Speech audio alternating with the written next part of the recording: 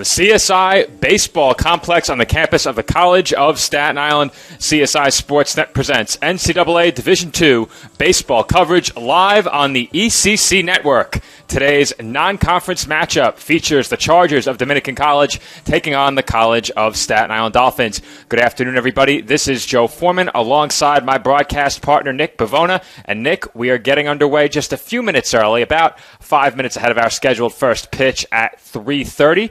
And it will be the left-hander, Adam Gonzalez, taking the mound for the College of Staten Island. Well, Joe, Dominican College is charging in on here into the College of Staten Island. Let's see if they can get a big win against our Dolphins. Gonzalez comes set and delivers the game's first pitch down and away for ball one. The numbers on Gonzalez entering today's game. He has appeared in 5 games and started 3 times. He's pitched to a 1-2 record with a 2.42 whip and an ERA at an even 12, as he falls behind 2-0 on Alexander Reyes here.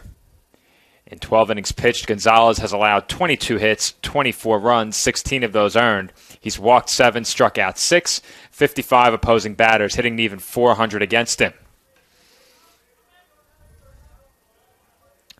With that last pitch, Gonzalez finds the zone for the first time as he works back into the at-bat behind Reyes, 2 balls and 1 strike.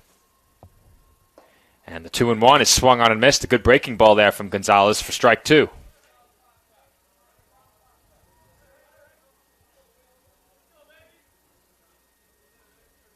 Gonzalez looking to make quick work here in the first inning, looking to get a big first out. Here comes the 2-2 pitch. And that's hit hard on the ground, just foul.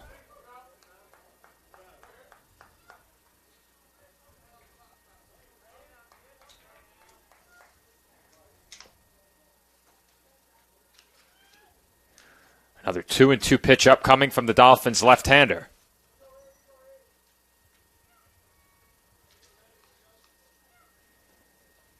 And the 2-2 pitch is fouled back. Dominican yesterday with a nice win over Nyack College in 7 innings, 13-3. So looking to pick up off that win yesterday and get another one here today at the College of Staten Island. And that pitch sails way upstairs over the helmet of Reyes, and the count is now full. The Chargers' right fielder comes in hitting an even .320 in 50 at-bats. Has an on-base percentage up over 400. And the 3-2 is chased down in the dirt, swung on and missed for strike 3, and Campisi completes the putout over at first base. A great pitch by Gonzalez, got Reyes to chase on it, and an early out number 1 for Adam Gonzalez as he looks to have a nice, strong outing today.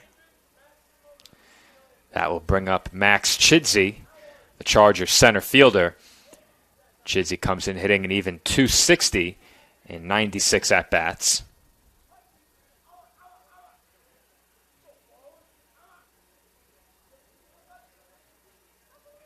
First pitch from Gonzalez, a breaking ball that finds the zone for a called strike 1. Chidsey got frozen on that pitch. What a pitch by Gonzalez to start off the at-bat. Gonzalez going to his curveball early and often through the first 2 at-bats of this game. And that fastball catches the zone for a called strike 2.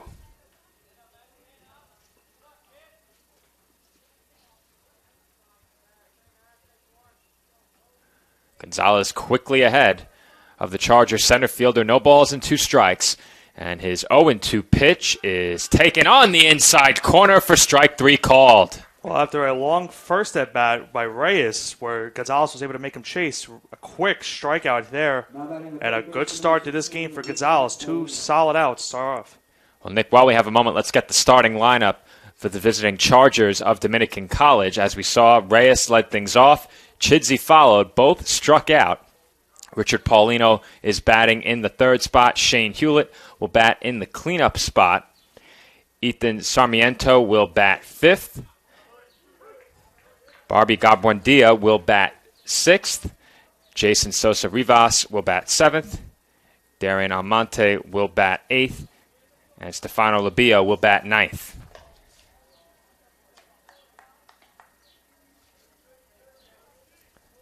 Polino having himself a strong season so far, hitting .393, 8 home runs, 34 RBIs for this Chargers squad. I may have a correction to issue on that lineup as that one's popped up foul. I have a number 5, Bobby Garbuandia batting 6th. That does not match our official lineup sheet, so I'll have to double check that. The roster in my stat keeping app is from last season. But it could just be more than a coincidence that the player wearing number 5 this year is also named Bobby, as that's popped up on the infield. Kalika backpedals, and he makes the catch for the final out of the inning. 2 strikeouts in the top half of the first for Adam Gonzalez. The Chargers go down 1-2-3, and the Dolphins will come to bat with no score. Hobra, a taco joint, Staten Island, where we're proud to have shared our family-first spirit with people from throughout New York City and the world. With indoor dining available both at the bar and on the floor. Or step outside for additional seating and an outdoor bar. Serving beer that's crisp, ice cold, and worthy of a day at the beach. Cocktails that explode with flavor. And great food made with the freshest and healthiest ingredients available. Events feature food and drink specials, live music, and the best of Staten Island nightlife. Your CSI Student ID saves you 10% on your dine-in order at Hobra. Visit us at 412 Forest Avenue, Staten Island.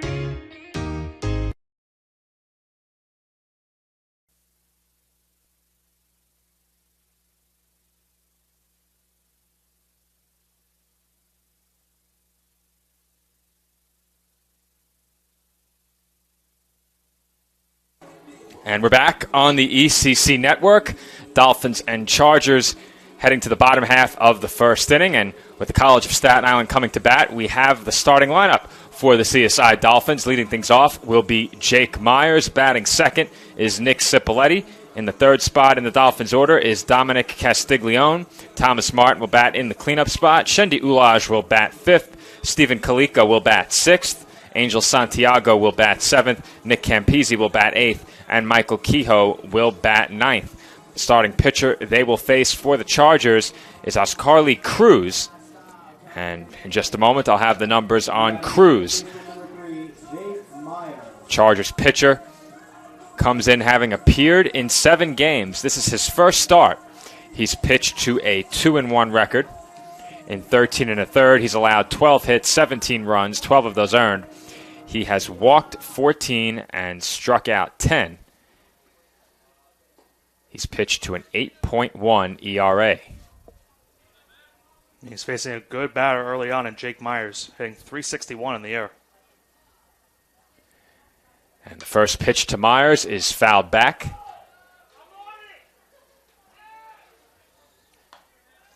As I mentioned, Myers hitting .361, a home run, 6 RBIs, a slugging percentage of .458, and an on-base percentage of .460. So a very tough out early on, as let's see if the Chargers can get out of it. Comes the 0-1. That sails up high.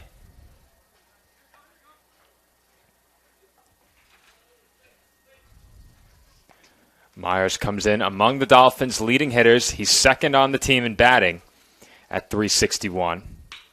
And he chops that one on the ground to third. Easy play for Paulino. And he throws out Myers for out number 1.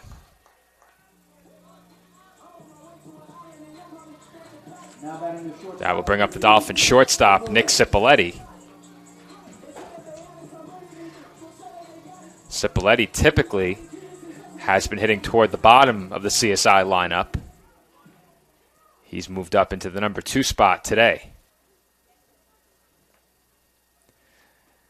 Cipoletti has his average up to .236, and he takes a call at strike 1. Dolphins trying to end a 3-game skid, as it was not a good visit to against the Knights.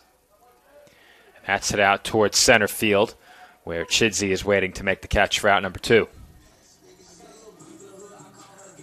Well, Nick, I think if there's one thing the Dolphins certainly need to improve on, especially here at home, where it seems to be now a recurring issue, they need to figure out how to navigate the closing innings, especially in these 9-inning games, which is what we have today. This game, a single 9-inning matchup out of conference, as Dominic Castiglione takes up and in for ball one. But the Dolphins have gotten good pitching, typically through innings 7, maybe in some games 6 innings of solid pitching, but most cases here at home 7. And then getting those final 6 outs has been very difficult, and things have gone wrong very quickly for CSI in the late innings. And we saw in that game on Friday against Queens College, it ended in 10 innings. But CSI, you're right, Joe, had a chance to end the game and get a big win, but the bullpen was just not there for them in that 9th inning, and it ultimately led to their downfall. Castiglione hits one well out to right field, and that is over the head of Reyes. It rolls to the base of the wall. Castiglione is into second base, standing with a 2-out double, and the Dolphins have their first base runner in scoring position with Thomas Martin coming to bat. That was a rocket into right field by Castiglione, and Reyes just had a bad time timing that ball as he thought he had a play on it, but it went over his head. And a nice 2-out double for the Dolphins. Oh, Reyes grossly misread that ball, but we've said it so many times, who can really blame him? It's such a tough outfield here at the College of Staten Island, where the wind is always whipping, and on that play, Reyes simply misjudged that ball, and it sailed right over his head. And not to mention, Joe, it's a sunny day here, too, so the sun definitely going to play a factor in some of these fly balls. That one gets to the backstop. And Castiglione now goes to third base. That will move Castiglione to third.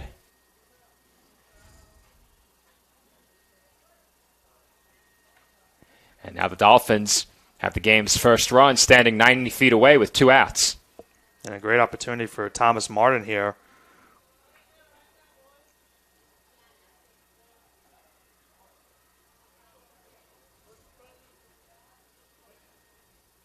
And the umpire just had a word with the Chargers dugout. Not sure what point he was making. I'm not so sure either. And that is sent into the parking lot. Foul. I hear some people from the crowd saying, "Oh no, my car." Not something you want to hear.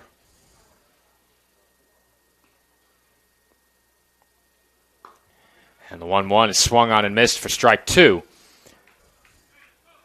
So Cruz is now 1 strike away from escaping the inning unscathed. It's a huge pitch for Cruz right here. And Martin takes out of the zone. After a phenomenal season last year, Thomas Martin hitting at only 200 this year in 60 at-bats. Still among the leaders in plate appearances on this Dolphins team. He's gotten plenty of chances. And there he's hit by that pitch. That's a costly pitch for Cruz. Chance to get a strike 3, get out of the inning. But now, first and third for the Dolphins. And an opportunity for Shendi Ulaj to bring home a run. Big opportunity for Ulaj now. 2 on, 2 outs in the home half of the first. And you have to love it. Sal Caruso, our intramurals coordinator, hosting baseball bingo, holding up a whiteboard that he may or may not have gotten courtesy of our Sportsnet equipment, and showing off what letter and number combination corresponded with that hit batter. He's kind of like a ring girl we heard from Joe Masha earlier today. That's right.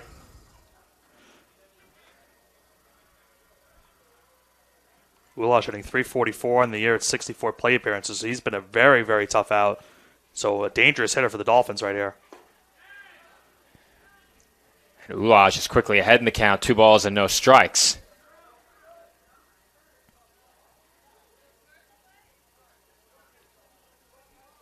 Runner on first is Martin. He was hit by a pitch. Castiglione doubled. He stands on third. And the 2-0 pitch to Ulaj is hit well out to deep left field. Hewlett heading back towards the wall. He looks up, and that ball is out of here. Shendi Ulaj with a 3-run homer. And the Dolphins have taken an early 3-0 lead. Joe, let me ask you about this call. Ula sending it to the gulag with that pitch right there. A shot into left field. The Dolphins striking first with a 3-0 lead. Well, that ball ain't coming back, Nick, as the Dolphins jump out to an early 3-run lead. And CSI is on the board first behind a 3-run blast from Shendi Ulaj. As Sal is holding up that bingo card. Love to see it. For Ulaj, that's his third home run of the season. Now has 22 RBIs on the year. And that hit by a pitch was very costly for Cruz. Now 3-0 lead for CSI.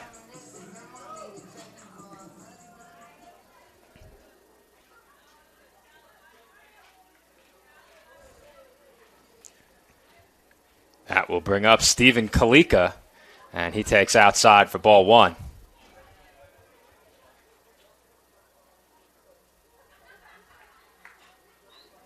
Kalika hitting 300 on the year.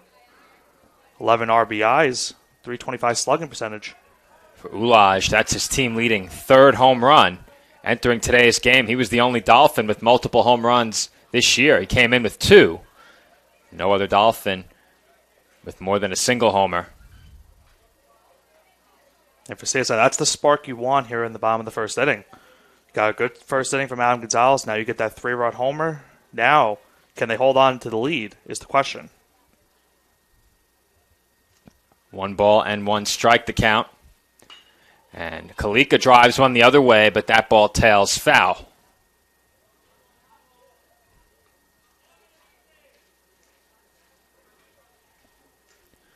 1-2 strikes the count on Kalika. Kalika came in hitting an even 300, 12 hits in 40 plate appearances.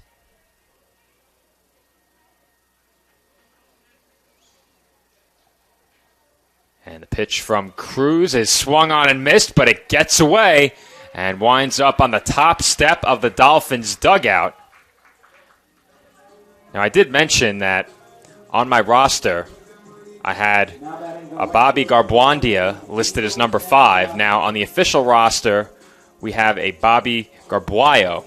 Now, I suspect that might be the same player who was in my roster from last year, so it didn't change when I imported the roster over because the name was so similar. However, I'm not sure if it's the same player, so unfortunately I wasn't around during the week to do digging on that, and we don't have that information, but it's Garbuayo behind the plate, and that's fouled away by Angel Santiago. And Garbuayo had a tough time feeling that called third strike, and a heads-up play by Kalika to run to first base to get on, and another chance for the Dolphins to bring home some runs. And the 0-1 to Santiago just missed.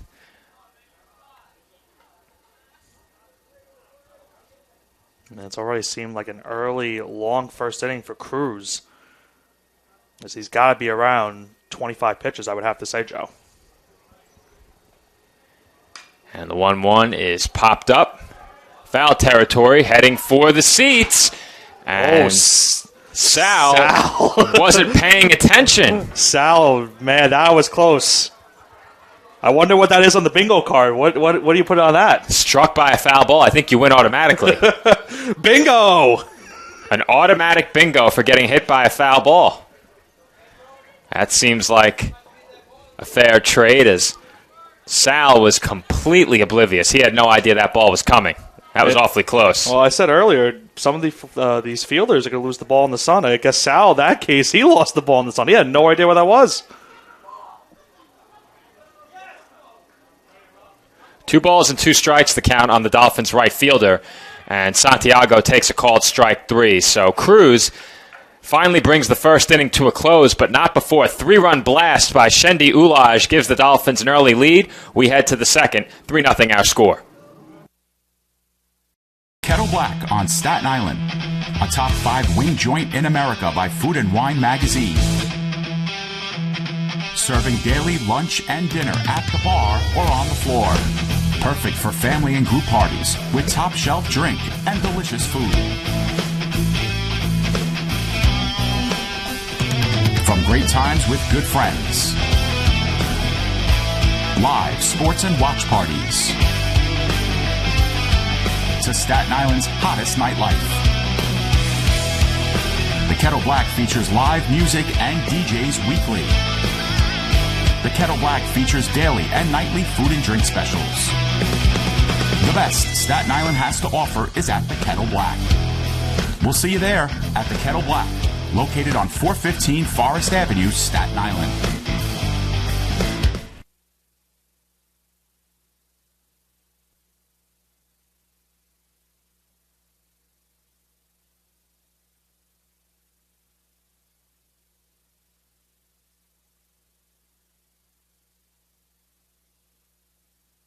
Car is damaged, where you take it is your decision.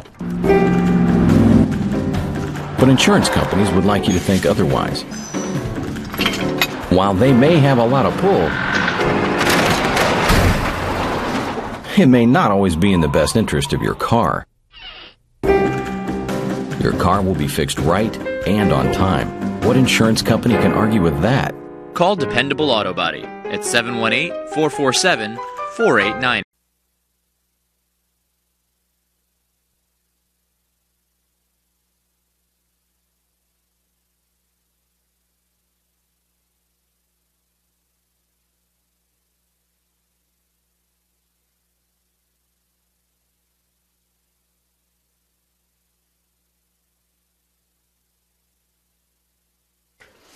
And we're back from the CSI baseball complex where the Dolphins have an early 3-run lead. And Shane Hewlett attacks the first pitch of the second inning, hits it well to deep center, and Castiglione makes the catch on the run. That ball took him all the way to the warning track. What a play by Castiglione there.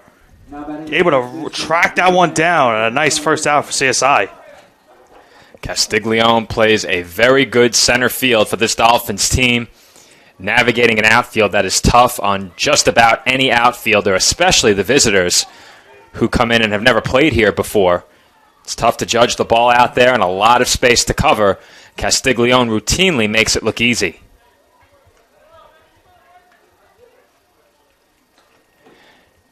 Ethan Sarmiento is the batter. He's ahead in the count 1-0. And he hits one well out to left field, but that is right at Michael Kehoe, who makes the backhanded grab on the run for out number 2. And early flashing of the leather so far for CSI here in the top of the second inning. First the play in center field by Castiglione, now the play in left field by Kehoe, and 2 quick outs for Adam Gonzalez. Now batting the catcher number 5, Bobby Garbuio. Bobby Garbuio will be the batter. And this is when it gets difficult. No pronunciation guide. The PA announcer saying it one way, me saying it another way. Everyone else having their own opinion. Gets tough sometimes. We need Sal with that whiteboard to get the pronunciation of the name potentially. I wouldn't count on it. As Garbuio takes ball 1. Anyone have I-22 in their bingo card? That's what Sal just held up. You know, I should have gotten a bingo card myself. Would have been fun to play along. And Sal knows how much of a fan I am of baseball bingo. We spoke about it the other day, just a bit. He told me he had this event coming up today. Back in the days of the Staten Island Yankees down by the ferry at Richmond County Bank Ballpark, I'd play some baseball bingo every once in a while. 3-0 the count on the Chargers catcher. Dominican still looking for their first base runner. And the pitch from Gonzalez catches the inside corner.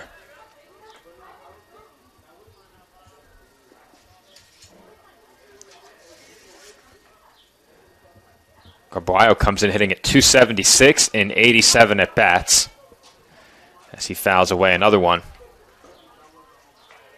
Count now full. He has 6 home runs on the year, and that's only second on this Chargers team. Richard Paulino comes in with 8 long balls. Here comes the payoff pitch from Gonzalez, and that's chopped on the ground to third. Ulaj waits for it. Throw to first, and that is scooped out of the dirt by Kalika, but the throw took him off the bag. Now Ulaj tried his best to make a strong throw to first base, and head to play by Kalika. He tried to make the scoop, but unfortunately it was just not in time. And the Chargers get a base runner here with 2 outs. That will go on the board as the first CSI error, as Ulaj did have time there but needed to make a strong throw, and we've seen on occasion his throws tail just a bit over to first base, and right there, that throw pulled Kalika off the bag. Jason Sosa Rivas is the batter, and he's ahead in the count 1-0. This at bat only his 7th of the season. He is hitless in his first 6 plate appearances. It's a good opportunity for him to try to work some at bats more in these games for him. As, you know, this Chargers team's got some good hitters, so he wants to prove himself to his coach. Carballo, the runner over at first, has not attempted a stolen base this year. Doesn't have a big lead.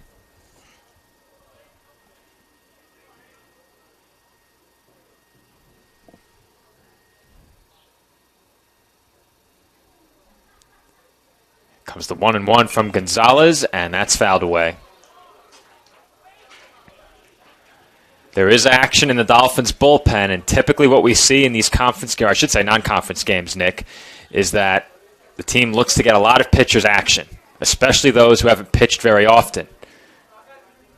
This is the first look we've gotten at Adam Gonzalez. And it looks like there are 2 pitchers warming up in the Dolphins' bullpen as Carballo was running. That's hit down the right field line, and that is a foul ball. Oh, a sigh of relief for CSI. That was just close to being a fair ball right there. Huge break. And now the runner will have to go back to first base. Sosa Rivas will have to try it again here with 2 strikes. 1 ball and 2 strikes the count on the Chargers' designated hitter. And you said it, Nick. That ball was certainly going to be trouble if it landed fair. Gonzalez comes set as he looks over towards first. Here's the 1-2 pitch. And that breaking ball is hit out into right center field, and that will split the gap as it rolls out toward the warning track. Santiago chases it down. His throw is cut off by Myers, and the Chargers are on the board. It's an RBI double for Jason Sosa Rivas, and our score is now 3-1. Sosa Rivas proving himself right there with a nice gapper into right center as the Chargers get their first run of the game, and now they have the tying run at the plate in Darian Almonte. That base hit was the first of the year for Sosa Rivas. However, that was his 3rd run batted in, as that pitch is swung on and missed by Almonte.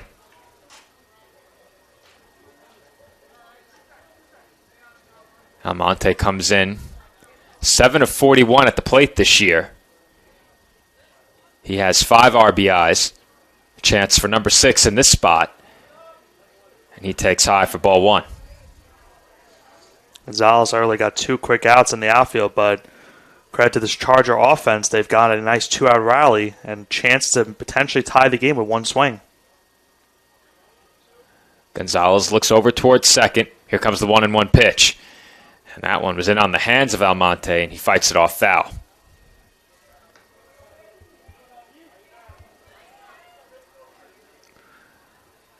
One ball and 2 strikes the count on the Chargers shortstop.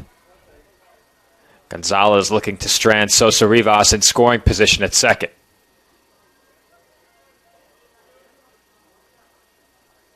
Here's the 1-2 pitch. That's way upstairs for ball 2. And if you're Gonzalez, you don't want to lose the batter right here. You want to get out of this jam and keep it a 3-1 score. Gonzalez is now up to 33 pitches in the game. Here comes number 34.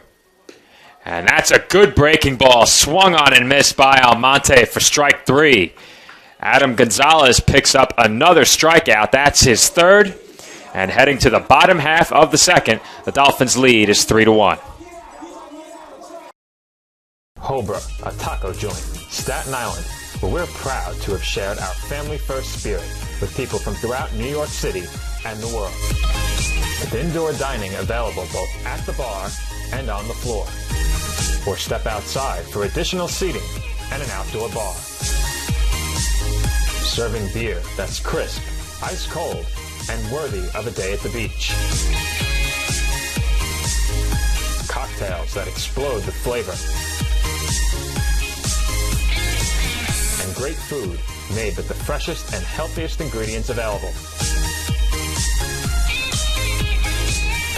Events feature food and drink specials. Live music. And the best of Staten Island nightlife. Your CSI Student ID saves you 10% on your dining order at Hobra. Visit us at 412 Forest Avenue, Staten Island.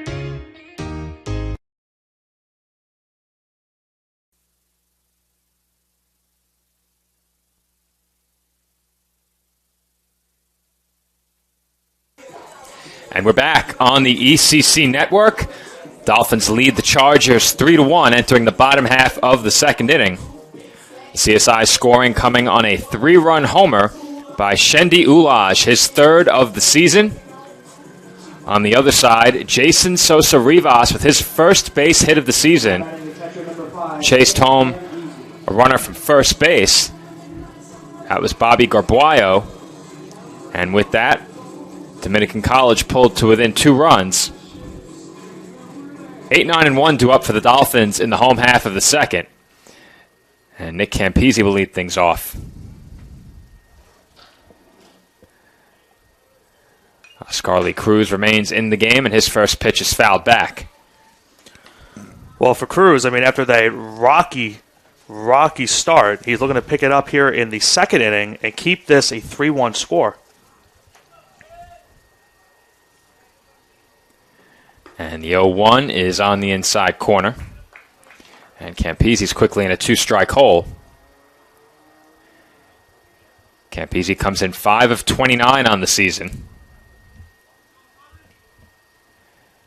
And the 0-2 pitch is in for a called strike 3. Campese goes down looking for the first out. And that will bring up Michael Kehoe. Nice strike 3 pitch from Cruz right there. And a good start to the second inning for him after a rocky first.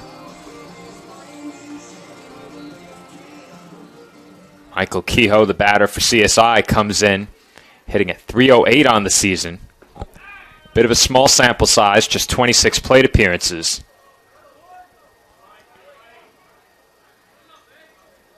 All 8 of his base hits singles. He's also scored 3 runs, and that's chopped foul. Just like that, Kehoe is also behind 0-2.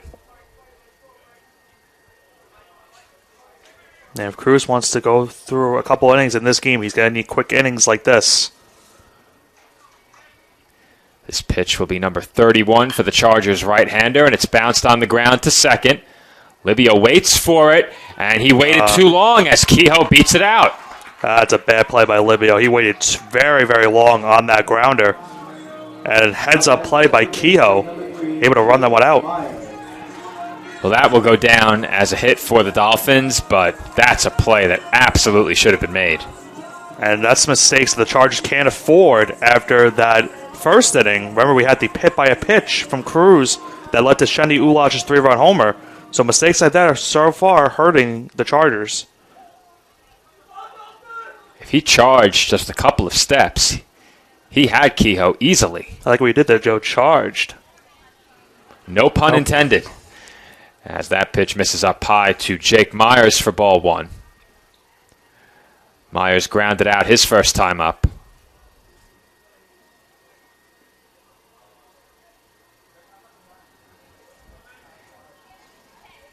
Kehoe, the runner on first, has not attempted a stolen base this year. And right here, a prime hit and run opportunity for the Dolphins with a 2-0 count on one of their best hitters. And if you're Myers, you would love a hit and run right here if you bring home a run potentially. Kehoe not running. And Myers takes up and in for ball 3.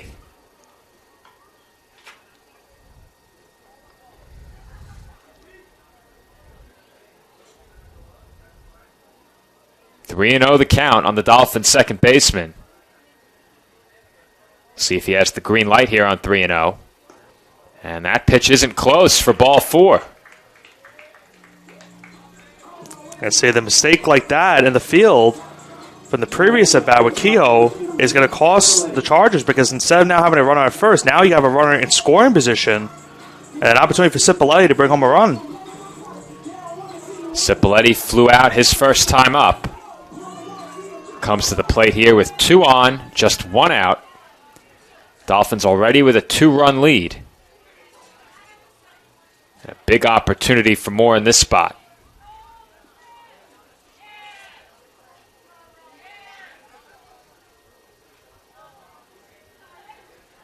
Cruz comes set, and Cipolleti was looking to bunt, and he missed on the bunt attempt for strike 1. I like the call from Coach Moore. A nice idea to go with a bunt with Castiglione on deck. Cipolleti has good speed as well, so a bunt certainly could be beaten out for a hit. The intent there certainly wasn't to sacrifice, or you heard me complaining. And that catches the outside corner for a called strike 2. Have to say, though, the Chargers weren't respecting the bunt at all in that first pitch. If he got that one down, it would have been trouble. A big break for Dominican right there to get the big miss on that bunt attempt. Cipolleti now in a 2-strike hole. Cruz takes 3 looks towards second, and the 0-2 pitch is fouled back. Now, if you're Cipolleti, you want to protect the plate, try to work some pitches, maybe, force the count full, or try to find a bad pitch from Cruz and try to drive it in to bring home the run.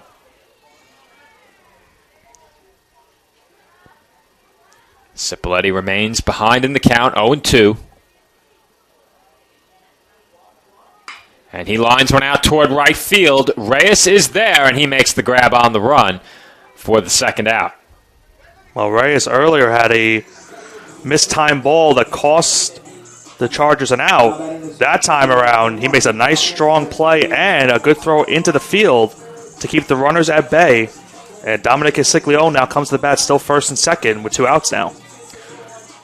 It's certainly fair to say the Dolphins probably shouldn't have more than 1 run in this game, as if that play was made in right field, Shendi Ulaj never gets a chance.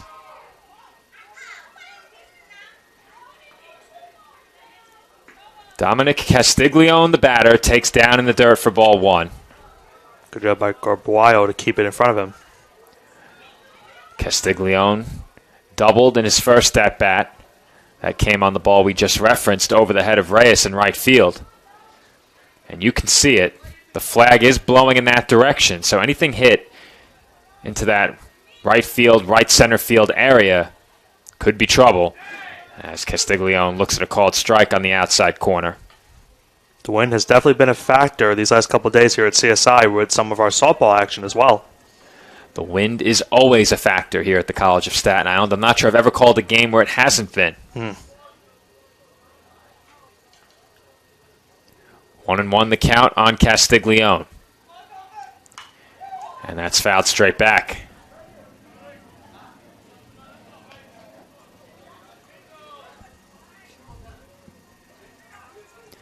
Kehoe, the runner on second. Myers, the runner over at first.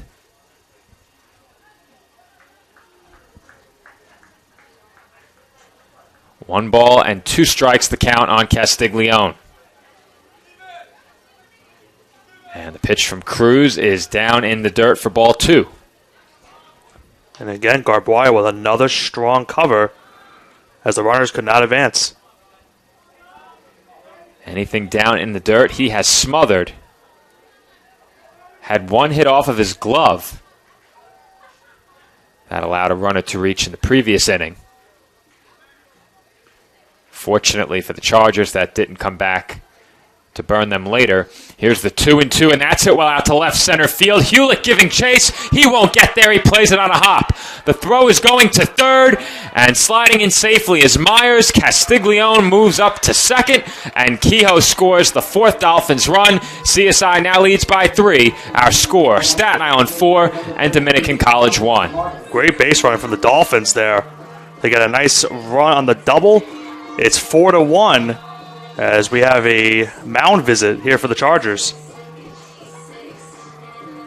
And they're going to have a word with Ascarly Cruz. Don't think we're going to have a pitching change yet. Now, we do have someone warming up in the Charger bullpen, but I think you're right, Joe. I think we're going to have just a mound visit for now here with 2 outs. It's been very busy in both bullpens throughout this game.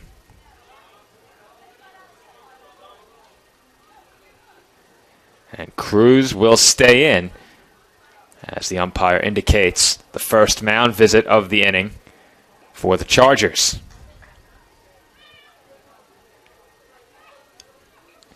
Thomas Martin will be the batter. 2 in scoring position and 2 outs for CSI. They now lead by 3 runs. Martin was hit by a pitch his last time, and that led to the Ulaj home run. Cruz opened this game with 2 quick outs, and then things began to spiral a bit for him. Not all his fault. I mentioned the ball in right field. The hit batter certainly on him, especially in a 2-strike count. And then he fell behind Ulaj 2-0, and Shendy made him pay. Comes the 1-0 to Martin, and that's fouled straight back. And this is a big opportunity for Martin. If he can get on base, it gives a chance for Ulaj to once again force some damage, and only being the second inning. 1 ball and 1 strike the count on the Dolphins' designated hitter. Cruz is approaching 50 pitches. This next one will be number 47. And that's lined into left center field for a base hit. 2 runs will score. Martin takes the turn and will stop at first. And with a 2 RBI single, Thomas Martin has given the Dolphins a 6-1 lead. CSI's coming to play today. 2 back-to-back hits, first from Castiglione, now from Martin. And how about CSI with a 6-1 lead here in the bottom of the second inning? They have gotten to Cruz very, very early on, and now Shendy Ulaj can make him pay even more after that home run he had earlier on. Ulaj will come up with a man on base for the second straight at-bat. Delivered a 3-run homer with 2 on base last time, and he takes a called strike 1.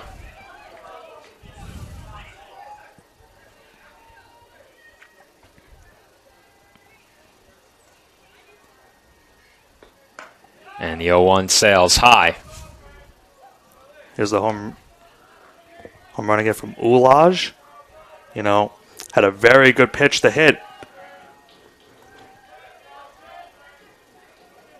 1 ball and 1 strike the count on the Dolphins' third baseman. And Cruz delivers strike 2.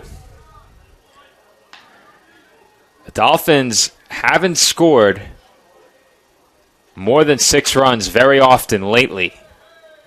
They scored 7 against Mercy in that scrimmage back on April 1st. That game did not count in the conference standings. They lost that game 14-7. Also scored 6 in another scrimmage with Queens College. That game was played at Queens. That game did count in the conference standings. Okay. They lost that game 16-6. Count even on Ulaj at 2 balls and 2 strikes. And that's grounded through the left side for another Dolphins base hit. Man, I think that's going to make a pitching change as Cruz has been getting litten up with these last couple of at-bats. That will be it for Ascarly Cruz as his manager emerges from the dugout, and that will be all for the Chargers right-hander. So with that, we'll take a quick break, and on the other side of this commercial, we will have for you the pitching change for Dominican College. The Dolphins' bottom half of the second inning continues with CSI leading 6-1. As a student athlete in college, I first got involved with the NCAA at the national level It was through the Student Athlete Advisory Committee, SAC, gave me an opportunity to advocate on behalf of all student athletes, to affect change and to make an impact. The NCAA is giving the student athlete a platform to voice their concerns and to be able to advocate for what's going to affect their well-being. The policies that are being put in place are speaking towards academics, they're speaking towards well-being, they're speaking towards fairness, creating a culture so that the student athletes have the best experiences possible.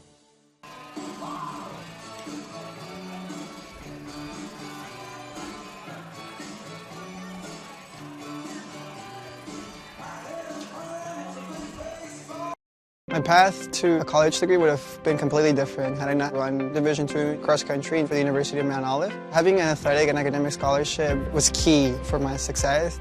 Our coaches were really helpful with balancing out my academics and athletics. I decided to attend graduate school because I wanted to become an athletic director. Receiving the postgraduate scholarship through the NCAA provided me with the flexibility to choose the school that I wanted. So now I know that I can accomplish any goal that I set for myself.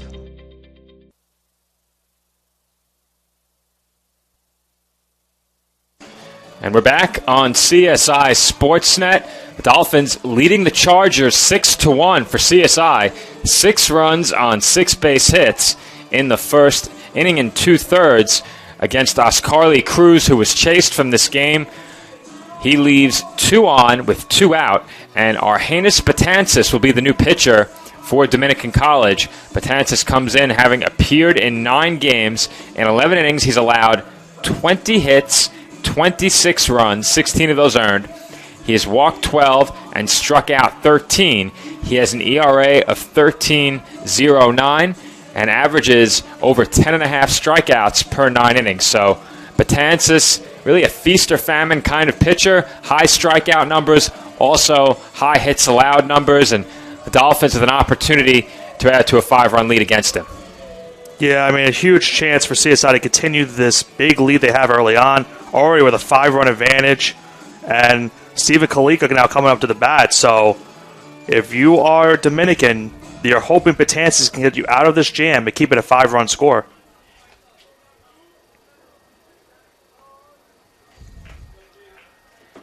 Kalika 0 for 1, struck out in his first at-bat, but did reach first on a drop third strike. Aguayo couldn't chase it down. Alongside the Dolphins on deck circle. And the first pitch to Kalika finds the zone for a called strike 1.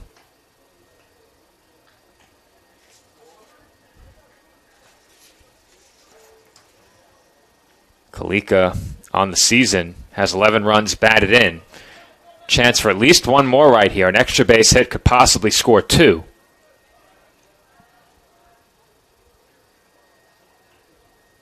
And the 0-1 is swung on and missed by Kalika for strike 2. This will be a major strikeout for Betances if he can get out of this second inning unscathed and keep it a 6-1. No balls and 2 strikes the count on the Dolphins' first baseman. Betances comes set, looks 3 times towards second base, and the 0-2 pitch is on the outside corner for a called strike 3. Kalika frustrated with the call, and that will do it for the bottom half of the second, but not before the Dolphins add 3 more in the inning. They strand 2, but with that 3 spot, our score is now Staten Island 6 and Dominican 1. For me, just kind of was the glue that kept my family together, I feel like. I don't know what it was that drew me in, but after I started playing for a while and started seeing some early success as a little kid, to see how much it meant to my parents to see me play the game and try to make a difference was really what fueled me to keep playing and stay competitive. Being a triple major is not necessarily easy, but at the same time it is what you make it. Being a tighter-knit university, I have a lot of classes with the same professors, so they know me pretty well. I think it's that personal relationship that really helped me to thrive as a student. I was able to come here and get my triple major, as well as play a super high level of baseball against some of the best players in the country. There's a lot of options here in Division II with a lot of great ball players and a lot of great people, and they make sure that they give you every opportunity to succeed on and off the field.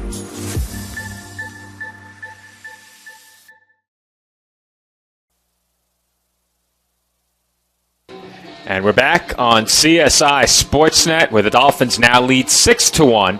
3 runs in each of the first 2 innings for CSI. And Nick, what have you seen from this Dolphins offense that has clicked so well today? Well, how about so far the 6 hits they've gotten? They got the early 3-run homer from Shendi Ulaj, but that was before Carly Cruz had a chance to get out of that first inning.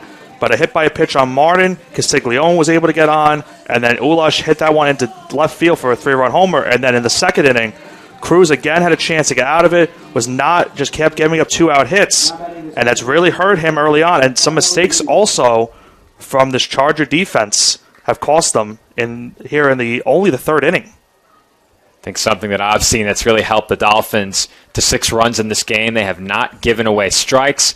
No easy outs for Cruz on the mound when he was in the game. Dolphins with good at-bats. And you mentioned it yourself, a couple of miscues in the field as well. One behind the plate where a third strike was dropped and rolled to the backstop. Another in right field. The hit batter, which of course is the fault of Cruz. And all of those helped the Dolphins along to 6 runs in the first 2 innings, as Stefano Libio grounds out to Ulaj at third for the first out. And speaking of Libio, he also had that misplay by him that led to an infield single for the Dolphins in that bottom of the second inning. So it's also a costly play for the Chargers. Sure was, as that goes down officially as a hit for the Dolphins, but that's absolutely a ball that Libio needed to charge and an out that should have been recorded. 1 away in the top half of the third, and it's back to the top of the Chargers lineup with Alexander Reyes, and that's a good bunt, but a better play by Brandon Leno, the new Dolphins pitcher, as he ranges to his right and throws out Reyes for out number 2. As you said, Joe, the new pitcher, Brandon Leno, and he makes a strong throw off the bunt to first base, and he's gotten 2 quick outs here in the top of the third inning. Off the bat, that looked like a good bunt, but Reyes could not beat the throw, and Max Chidsey will be the batter. Chidsey, one of 2 strikeout victims in the opening inning, and he takes ball 1 from Leno. The numbers for Leno coming into today's game: he's appeared in 6 games and started 1. He's pitched to a record of 1-0 with a 1.93 whip and a 6.6 ERA, as that's booted by Jake Myers at second. And for the Dolphins, that will be their second error. And a chance for the Dolphins to get out of the inning 1-2-3. But for the Chargers, they get a big break, and now Richard Paulino will try to make them pay for it. Well, our scoreboard is linked to the main scoreboard. That's the only reason I'm bringing it up. But that was given a hit, Nick? I don't think that's a hit. Well, do you have a replay that we can look at in a second? That's sure it up in the air to shallow left center. Castiglione charging, and he settles underneath it to make the catch. So we'll get one more look at it. Take your time, Nick, because I want to make sure I score it correctly. I'll talk to them down the hall if we disagree. I'll have that replay up on the screen in just a moment.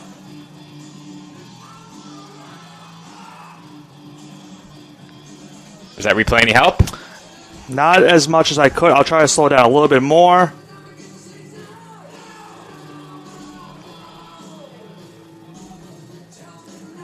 The angle is tough because you can't tell if it hits his glove or not from that view. That ball was hit so softly, I assumed he was going to catch it, and I looked away. But now there's 2 errors up on the scoreboard. So they have 2 hits for Dominican and 2 Dolphins errors. Both can't be right. No. So we'll figure it out. When we come back, the Dolphins lead 6-1 in the bottom half of the third.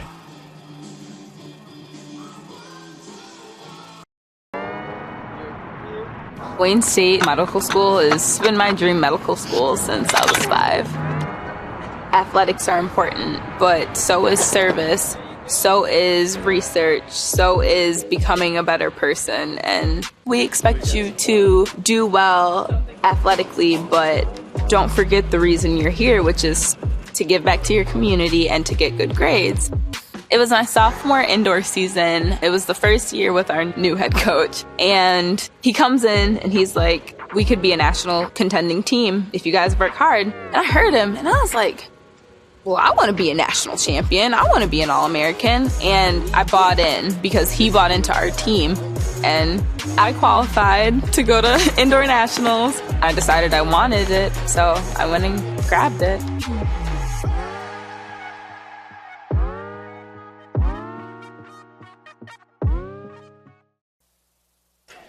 And we're back for the bottom half of the third inning. Good job on the mound by Brandon Leno in the top half of the frame. He set the Chargers down 1-2-3. Or nearly did, as we had that error go up on the scoreboard.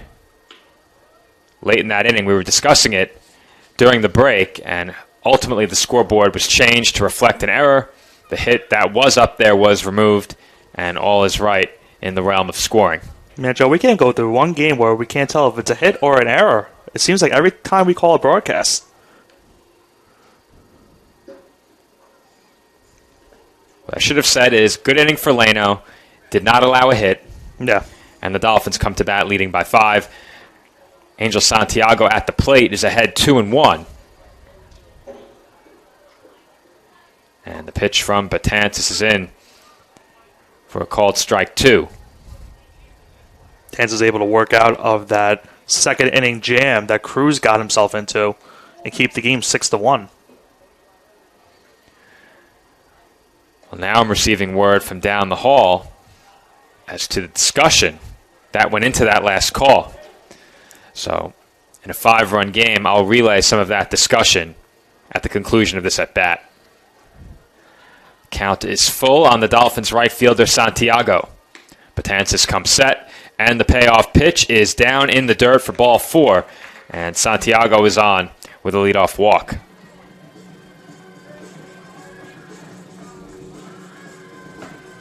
Okay, so this was the thought process down the hall. The initial instinct was to come down here and ask me. Should not have been necessary, but never a bad option. Yeah. I'm a beacon of good scoring decisions. Yeah. However, it was radioed from field level that should be scored an error, and we have eyes in the dugout, eyes in the stands. We have walkies for all of us. We communicate throughout the game. Our official spotter said error, which is the correct call. Any official spotter worth anything would make that call and make it correctly.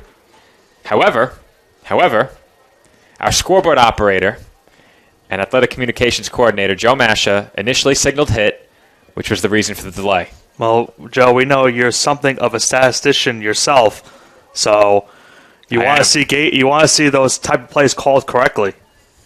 I am quite the perfectionist. You could say I'm something of a perfectionist for sure. That's why we call you Foreman Osborne. That's right. A jack of many trades in the booth. Now, we were also notified that we may have a pitching change upcoming as well, so that's something to keep an eye on in the next half inning. I believe at the plate, Nick Campisi is ahead 2-0, and he takes a knee-high strike. I believe that's Frank Retzlaff up in the Dolphin bullpen. We got our first look at Adam Gonzalez during innings 1 and 2. Our first look at Brandon Leno in the third. And if Retzlaff comes in, it would be the first time we've seen him here at home this year. A game of first here at the College of Staten Island, potentially. And there will be many more first-time appearances at home for other Dolphins throughout this game, if I had to guess, as Campisi looks at a called strike 2.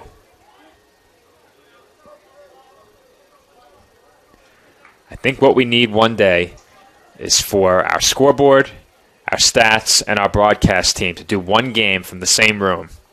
We only have 3 headsets. We don't need any more than that. But to get an idea of how it is they make scoring decisions and the inner workings of the stats desk as they're giving James Marticos a hard time after he bobbles that foul ball in the first base coaching box. Listen, it was a tough bounce. Coach tried to make a good play on it. Team letting him have it after he booted that one. But as I was saying, I think it would make for a very, at times comical, but entertaining broadcast if we shared a booth with the official scores. And I think we'll have to make it happen before the end of the year. That would be interesting to say the least if that was able to happen, Joe. It's certainly able to happen. We did it last year, so we can do it once again this year. That's a game I'd be looking forward to. And there's a ball down in the dirt from Betances for ball 3. So another full count for the Chargers right-hander out on the mound. And he's been all over the place since coming into the game. And, Joe, if that is definitely the case where we get the booth, definitely something to mark on your calendars if you're a viewer of this broadcast. Absolutely. It's a can't-miss stream here on the ECC network. The runner does not go on 3-2, and that is grounded foul. Not surprising, considering Santiago is the runner at first.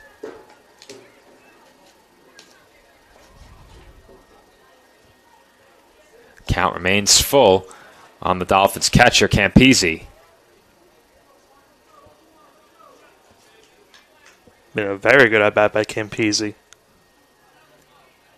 This will be pitch number 7. Michael Kehoe waits on deck. Here comes another 3-2 pitch. And that misses for ball 4. Campese with the great at-bat. Kept fouling off some pitches. Worked the count full. Gets a walk. And Betances is in some trouble here in the 3rd inning. 1st and 2nd. Nobody out. Back-to-back walks for Betances, as his third baseman, Richard Paulino, comes over to speak to him on the mound. I think it's fair to say, Nick, this is our best weather of the season and potentially our best crowd. Now, I think the free food and baseball bingo might have something to do with it, but a tremendous day for baseball here at the College of Staten Island. I think we also have a winner for one of the bingo. See a lady bringing over her paper. I'll tell you, someone got very excited with that last cue card held up by Sal Caruso. Well, who wouldn't want to be excited when you hear the word bingo? That's one of the most exciting words of all in all of the world. I want to scream bingo as soon as I see it, or even get the chance to get it. As something of a linguist myself, I can tell you that bingo is in fact one of the most exciting words in the English language. There are studies to confirm it. As Kehoe looks to bunt down the first base line, and James Marticos handles that one cleanly in the first base coaching box. And Kehoe, I like the idea there too. I mean, another bunt attempt, and with nobody out, if you can move the runners over, that'd be a huge play for the Dolphins, as now we're going to see the first and third baseman move in a little bit to see if he does it again.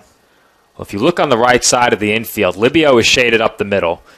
If Kehoe is able to bunt that between first and second base, or even if he bunts it to the left of first base, it's a foot race between he and Betances, who will have to cover. And Paulino couldn't make the diving catch on that bunt attempt. Betances wisely holds on to the ball, and everyone is safe. Man, that was a great bunt. How about Kehoe laying down the bunt, and he gets the infield single. Betances could not make the throw to first. And the Dolphins are threatening with bases loaded, and Jake Myers, the top of the order for CSI, coming up. Great effort by Paulino on the dive, and I'm not sure he had to dive to have a chance to throw out Kehoe. If he played it on a bounce, there might have been a chance, but I think it's a risk that you don't take in that spot, especially when he got a glove on the ball. Paulino was trying to make a hero play because with the runners moving, if he had somehow been able to catch that ball, he would have had maybe a play at second. I think there's a good chance that would have been a double play if he made the catch.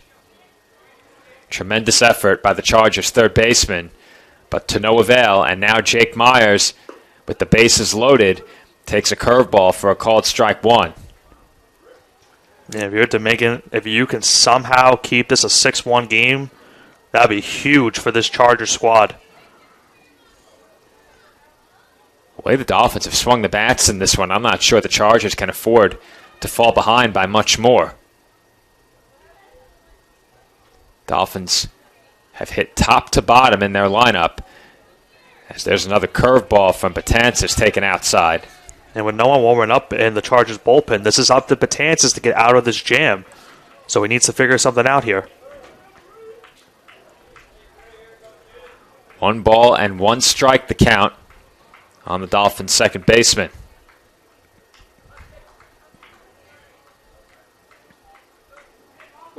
Betances comes set and delivers. And that's chopped on the ground towards second. And Libio couldn't handle it. It skips over his glove and into right field. 2 runs come in to score. And we'll see how they score that, because I'm not sure Libio got a glove on that ball. Well, the issue was for Libio, the runner almost, got involved in the play. And because of that, it hit off the top of his glove, went into right field. And because of that, not only does 1 run score, 2 runs score. It's 8-1 CSI here in the bottom of the 3rd inning. Costly mistakes early on for this Charger. Congratulations, Brianna. Sal will chime in and announce our winner. His microphone and speaker arguably louder than our PA announcer. I thought that was the PA for a second, announcing the next batter, which right now is Nick Cipoletti. Well, you said it, Nick. The reason that Libio wasn't able to make that play was the runner. I don't doubt that for a second. It was a tough hop, a play he has to make, but officially, I'm not sure you can rule that an error, as the Dolphins will try and induce a rundown. And the throw comes home. It's offline, and Kehoe will score. Kehoe with the high step into home plate. Well, I'll tell you, Nick, there might be some upset charges at that. Yeah, that is not something you want to do. I mean, that could lead to some hit by pitches later on in this game, but good heads-up base running in from CSI, as they're now able to make it 9-1.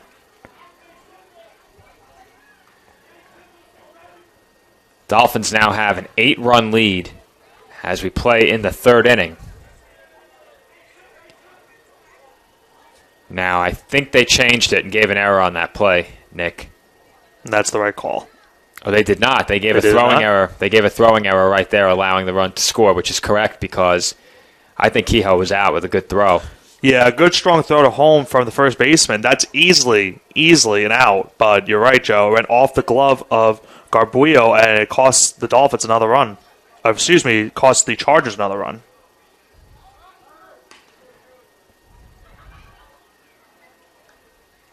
So the 2 errors coming on that chopped grounder over the glove of Libio and that throw to the plate. But like I said, Nick, on a play like that, I'm not sure it gets scored an error. And I'm usually very sure of the scoring decisions. Always. Very, very tough call. Runner is going. Throw to second, high.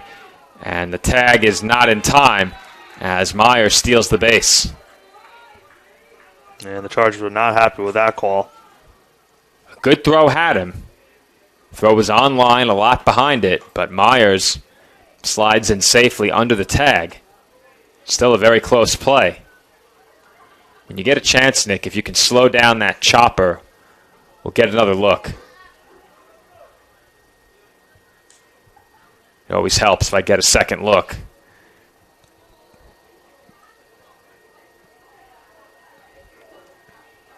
I'd say slow it all the way down to about 0.25. And after this next pitch, we'll get one more look. 1 ball and 1 strike to count on Cipoletti. He has a chance here to chase home another Dolphins run. Myers dancing off second. And Cipoletti looks at a called strike 2. Well, here's the play, Joe. It's a chopper. You see the runner from first base got in the way of Libio, and because of that, it hit off the top of the glove, went into right field, and because of that happening, both of the runners were able to score, and it was able to get first and third for CSI. So, like I said, it's been costly errors for the Chargers here in this game, and it's only the 3rd inning, and that's why we're at a 9-1 score. Well, I wasn't sure it hit the glove. Given it hit the glove, that is certainly an error, no doubt about it. And the 1-2 pitch is on the inside corner for strike 3 called, and Cipoletti knew it. And he's a strikeout victim for the second out. Now batting the center fielder, number 21, Dominic Castiglione.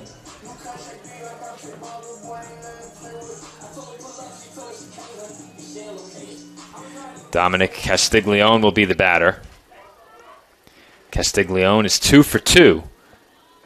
Doubled in his first at-bat and singled his next time up. Any game where you have an at-bat in each of the first 3 innings is a game that's going incredibly well for your team.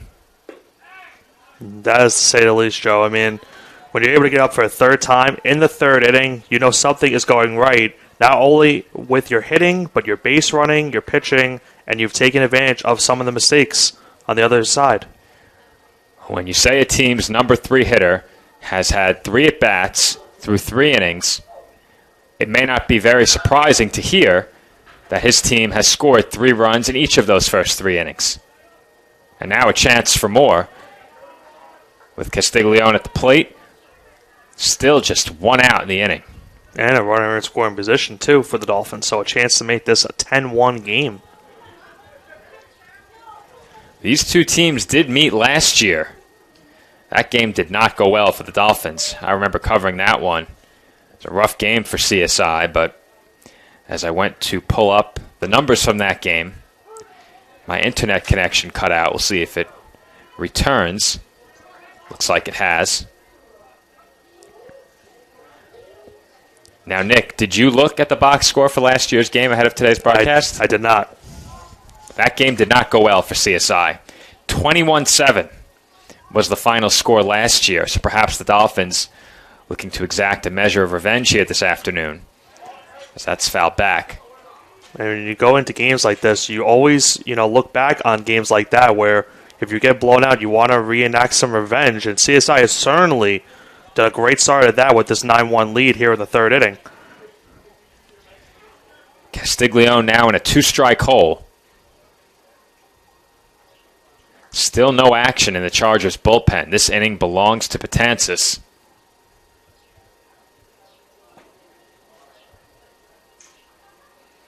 And the 0-2 pitch is grounded over to Almonte at short. His throw to first in time to retire Castiglione for out number 2. Big second out there for Dominican, as now they're an out away from getting out of another bad inning. But Thomas Martin up to the bat, and he had a RBI single his last time up the plate. Castiglione retired on the ground out. Martin comes to the plate. Officially 1 for 1 in the game. Was hit by a pitch and singled in 2 at-bats. Myers still the runner over at second. He's there via the stolen base.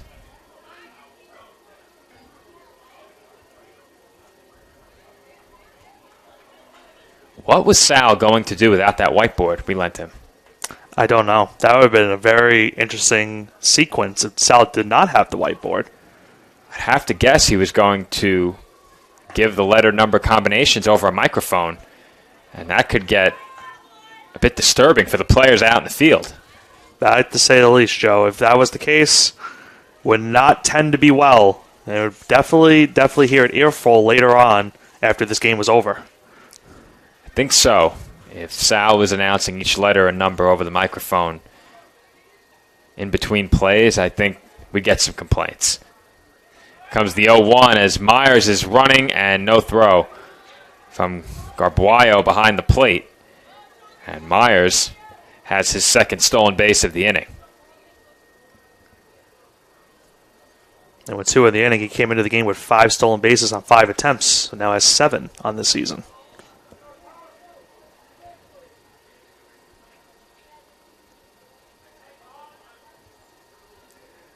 One ball and 1 strike. Count on Thomas Martin. And that's it well out toward right center field. Reyes gives chase, and he can't get there. Reyes will play it on the hop, and Myers comes home with the 10th Dolphins run on an RBI single from Thomas Martin. Martin's having himself a nice, strong start to this game here at only the third inning, as he has another RBI hit there. 10-1 CSI, and Shendi Ulaj is back up to the plate. We're going to do some more damage. Martin has driven in 3. Ulaj has driven in 3. Castiglione also has an RBI. A couple more came home on an error. And the Dolphins now lead it 10-1. And Ulaj takes inside for ball one. Shendy had the big 3-run homer back in the first, singled in the second. And now the Dolphins' top 5 hitters in their batting order have each had at least 3 at-bats through the first 3 innings. And just been a demoralizing start to this game for Dominican. Had that good one yesterday over Nyack, but today it's just not been their day here at the College of Staten Island. Well, looking back at last year's game, as I mentioned, a 21-7 win for the Chargers. Dominican had a 5-run inning, a 6-run inning, and then a second 5-run inning. Taking a look at the box score right now to see how many of those players who contributed to that 21-run outburst are still with the team. And taking a quick look, I believe Richard Paulino and Max Chidsey are the only 2 players who started that game that also started here today. So a very different looking team.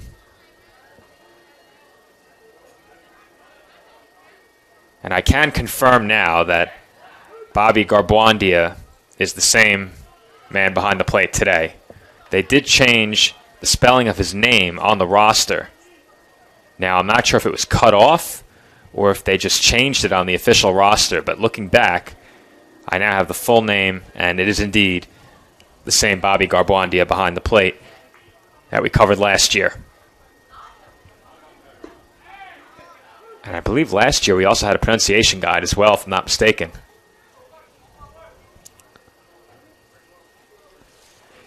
2-2 the count on Ulaj, the Dolphins' third baseman. Looking to reach base for the 3rd time in this game.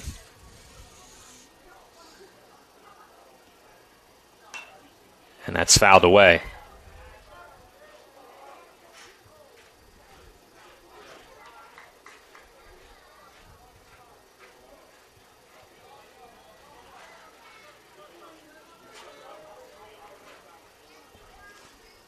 Two balls, 2 strikes, and 2 outs.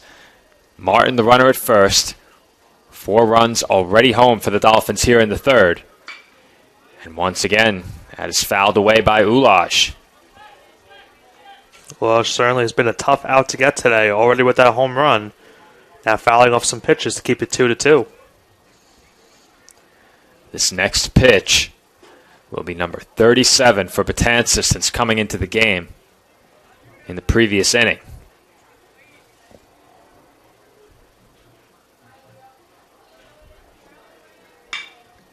And Ulaj hits one toward the middle. It handcuffs Almonte, and he has no play.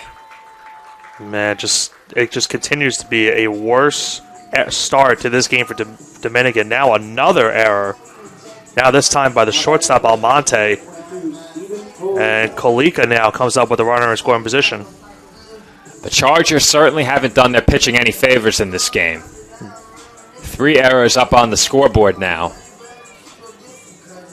I said this during our last broadcast, but the app I use to score the game doesn't do a great job tracking earned runs. For whatever reason, the app seems to get it wrong when it comes to earned runs.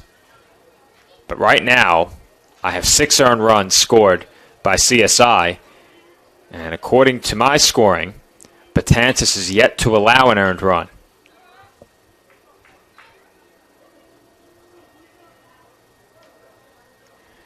And we've seen that his middle infield has just really not helped him today. Libio has some costly errors. Now Almonte just had an error right there.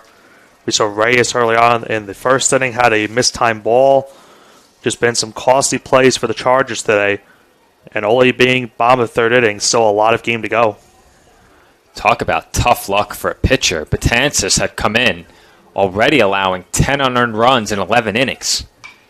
You can add 4 more to that tally, as the last 4 runs were charged to him, but as I said, those are unearned.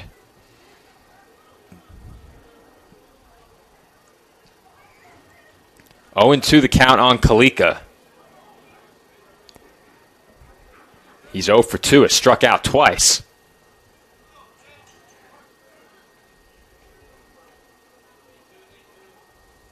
And the 0-2 is taken outside.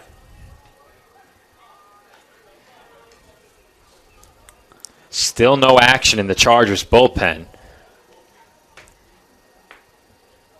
There's no one seated in that bullpen. The Dolphins do have some relievers seated in their bullpen. No one throwing. Here comes the 1-2. And Kalika strikes out for the third time. So that will do it for the home half of the third inning. The Dolphins strand a pair, but they add 4 more runs. They are now in double-figure scoring as we head to the fourth inning.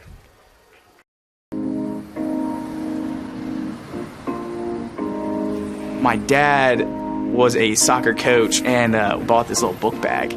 I could sit in the book bag, like facing backwards and with like my legs out. So I'd be in his book bag when my dad coaches and the ball's going around. I'm like kicking at the ball in the back. And my dad was like, "We have a prodigy." So he put me into soccer and it just progressed from there. The catalyst was the opportunity to play soccer at a Division II school. On my team, I thrive to work as hard as I can. I mean, whatever you do on the field, there's a positive correlation to whatever else you do, be it personal relationships, homework, the way you carry yourself. I've changed since I got to King University. It's really helped me to develop as a leader. I think it's honestly the best thing that's ever happened.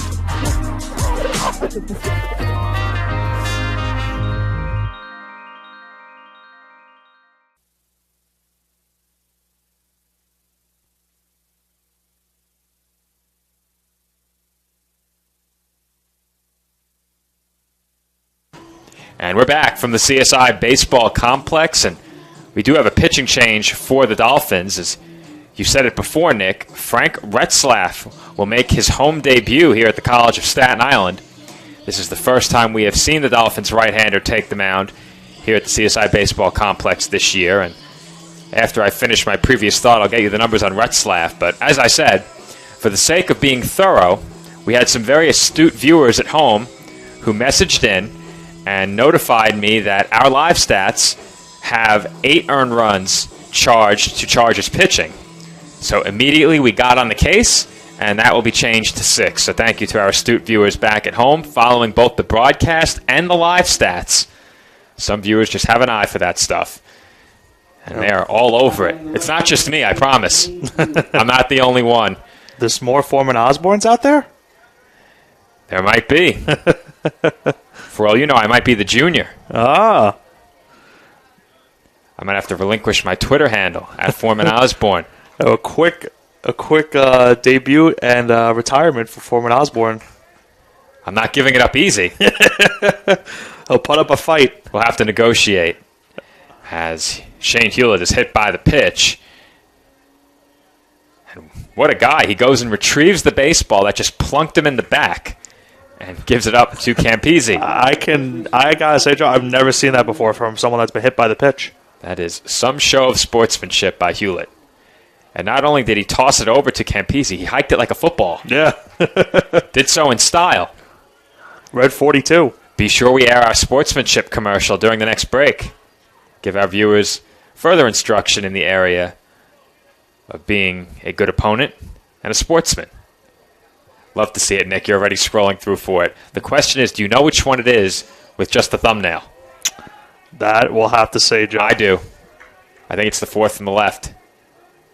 That's why I was okay. I was between two. Oh, I know it's not the third from the left. Yeah. I know it's not that one. So Hewlett is on via the hit by pitch, and Ethan Sarmiento is the batter. Lost in our discussion on stats were the numbers on Retzlaff.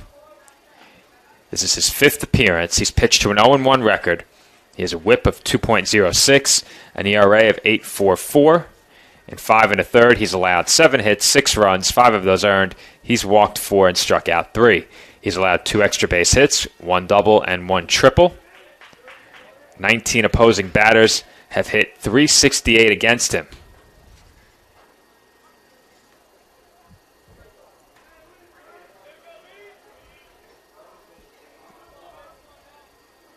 So not only are our viewers providing me with corrections for our live stats, as that one's chopped foul.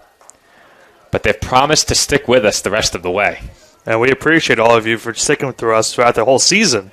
Of course. Had some very interesting broadcasts the last couple of weeks, and we all appreciate you for tuning on in.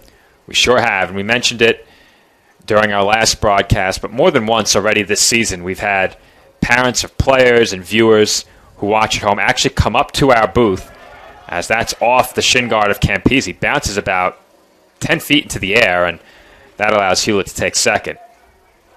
But we've had viewers who are the parents of our players and other viewers who watch the games that are fans of CSI Athletics come up to us throughout the year and let us know that the work we do is appreciated. And I know that means everything to me. I'm sure the same goes for you, Nick. We love to hear it. And by all means, anyone who is around and wants to have a word with us, feel free. The booth is always open, even to positive criticism. Yeah. Constructive positive criticism. I'm not sure that any criticism is ever positive unless the criticism is taken and implemented, but you get the point. Always feel free to come have a word with us. We're not far away if you're at the CSI Baseball Complex or down at the Softball Diamond. Absolutely, Joe. I mean, like Joe said, we're always open to constructive criticism and whatever we can improve on, but we are all glad that you guys are loving every broadcast that we are showing to you guys here each and every week. A very busy week for us. This is now our fourth broadcast in 5 days, as that's hit sharply on the ground to short. And the throw gets by Kalika. Holding at third is Hewlett, and holding at first is Sarmiento. So the Dolphins will record their second error, and the Chargers now have runners on the corners with nobody out. Yeah, we're going to have to fix that on the scoreboard. CSI is right now reading 3 errors, from what I'm seeing. That might be correct.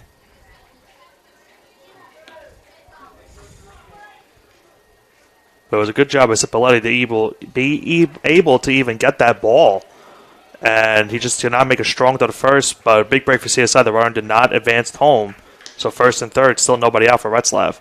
3 errors is correct. 3 errors for each team now. And the reason we're so focused on the scoreboard here at the baseball complex is because the scoreboard is what is feeding our scoreboard. So any error there is also an error in here, and there's nothing we can do to change it. As that's hit sharply on the ground to third. Ulaj to second for 1. The turn and throw to first is in time for the 5-4-3 double play. Nicely done by the Dolphins infield. Hewlett did come in to score. That cuts the CSI lead down to 8. Our score is now 10-2. And as they say, it's a tailor-made double play, 5-4-3. And nice 2 outs there for the Dolphins as the lead now cut to 8.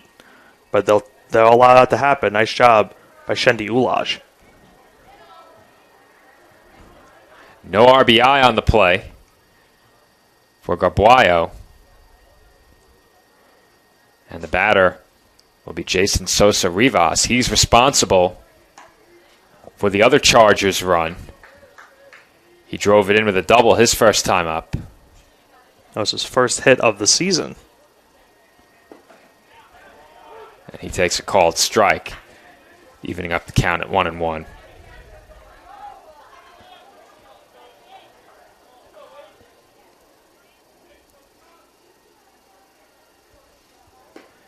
And Retzlaff catches the outside corner with that pitch. He's now ahead of Sosa Rivas, 1 ball and 2 strikes.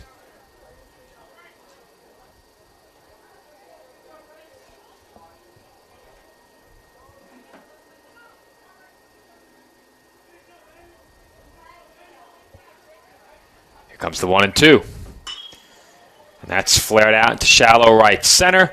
And Santiago overran the ball. He may have lost it in the sun. And that will be error number 4 for the Dolphins. Well, we had that play earlier from Reyes where he could not time the ball in right field, and probably because of the sun. And now we have the same instance right there with Santiago. So still some life for the Chargers here in the top of the 4th inning. Defensive play in this game has been very ugly so far. 7 errors between the two teams. And they got him. They got him on the pickoff. So Sosa Rivas reaches on the error and is immediately picked off to bring the top half of the fourth to a close. 1 run comes home for the Chargers. They now trail by 8. Our score 10-2 going to the bottom of the fourth. If I lose, I'll respond with respect. If I win, I'll back it up with humility. If I fail, I'll rise up with honor. It's tough for us to put it all on the line. Don't undo my hard work with poor sportsmanship. Respect. It's the name of the game. NCAA Division II Community Engagement is an initiative at all 25 national championships because student athletes want to give back while competing for a national title. Over the course of the year, Division II student athletes have an opportunity to leave a lasting impression in local communities throughout the country. Whether Division II student athletes are volunteering at hospitals, schools, after-school care programs, foster homes, or retirement villages, they make a difference in the lives of others. In Division II, we rise to the opportunity and make community engagement ours. And we're back on the ECC network as our microphones are drowned out by that of Sal Caruso, our intramurals coordinator. He has more lucky winners celebrating their bingo. Bingo! I'll tell you, when the Dolphins, well, let's say if the Dolphins record the final out in this game and pick up the victory, I may have a bingo at the end of the broadcast. I'll shout it out with you. We'll do it together. You have to remember, though. Don't leave me hanging. Okay. All right. I'll do my best. So for all the Dolphins fans watching at home, if CSI does pick up the win, you'll hear Nick and I exclaim bingo together. If we remember. I won't forget. Will Nick? Let's see if I remember, folks. We'll bet an order of wings on it for after the game. Angel Santiago, the batter for the Dolphins. Santiago's 0 for 1. Has struck out and walked.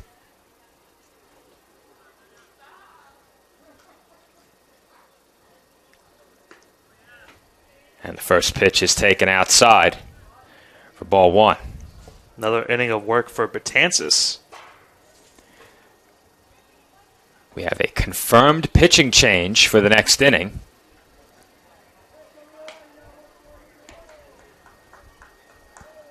For the Dolphins coming out of the bullpen, according to the information I received, is Nick Velarde. So Velarde will be the next Dolphins pitcher as Santiago fouls away that 2-0 pitch. I'm glad you were able to get that information, Joe, because I was trying to see what the number was, but I didn't have your binoculars to look over who it was. They're right here, Nick. Easily accessible in the middle of the booth. Did not see that. Feel free anytime, especially if I have the sunglasses on, because then I can't see anything in them. And Santiago takes a called strike.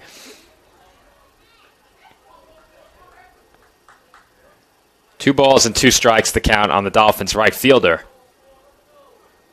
Speaking of sunglasses, Santiago fell victim to the sunlight on that play in the previous half inning.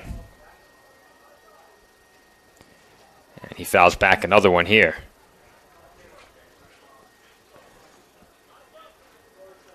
So now the stats desk wants to place a food order with Sal, but they do not have Sal's phone number. What are they to do? Wonder if they're going to be able to go. Will they go through the PA maybe? Do a quick, You can't do that. That would be very unprofessional. I may have to remove them if they do that. I know someone who has Sal's phone number. Yours truly. Foreman Osborne. I'll make him wait for it till the next half inning. Santiago retired on strikes, and Nick Campisi is the batter. Green Eye Goblin striking again. I'm eyeing that food down there, and it is slim pickings right now. Not much left. If anyone's on campus, feel free to come on down to the baseball complex. Still some food left. Looks like some burgers, some cookies, brownies. Quite a bit there, and you can participate in baseball bingo. Joe, what also is coming up on Thursday that they also should participate in? That's right. Students versus faculty and staff in a flag football showdown. That's right, a showdown. A showdown, to say the least. Sportsnet legends of past and present will be participating in that game. You'll have to come on down and find out who it's going to be, but It will be a lot of fun, I can promise you that. Hopefully the weather cooperates. I'll have to look for my cleats later on, Joe. I have some very nice cleats. I can't wait to show them off on Thursday. As Campese strikes out, and Michael Kehoe will be the batter. Kehoe's 2 for 2. Singled his first time and bunted for a hit in his second at bat. Now, Joe, are you the quarterback of the team, or you like to be a wide receiver? I'm not. A fellow Sportsnet legend, assuming I've even achieved the status of legend at this point, but a fellow Sportsnet colleague will be the quarterback. If you don't know who it is, you'll find out on Thursday. As Kehoe is retired on the fly ball to bring the fourth inning to a close. For the first time in this game, the Dolphins are held scoreless in the bottom half of the fourth inning, but their lead is still 10-2 heading to the fifth. You Know I'm Right is the podcast that uncovers the origin stories of some of the biggest names in sports, media, entertainment, and pop culture. On the show, hosts Nick and Joe walk guests through the retelling of their humble beginnings, covering an array of topics from specific interests and hobbies to personal opinions regarding each facet of their industry. You Know I'm Right offers insight on how to adapt and advance, and offers alternative advice as opposed to a one-size-fits-all strategy. Above all else, the number one goal of You Know I'm Right is to offer listeners an exclusive behind-the-scenes vantage point not found anywhere else through its increasing list of professional connections. With a following that continues to grow daily, You Know I'm Right is transforming into a must-listen podcast in the right place at the right time. Find the show on Spotify, Apple Podcasts, iHeartRadio Podcasts, Amazon Music, YouTube, Twitter, TikTok, Facebook, and Instagram. You do not want to miss an episode of You Know I'm Right.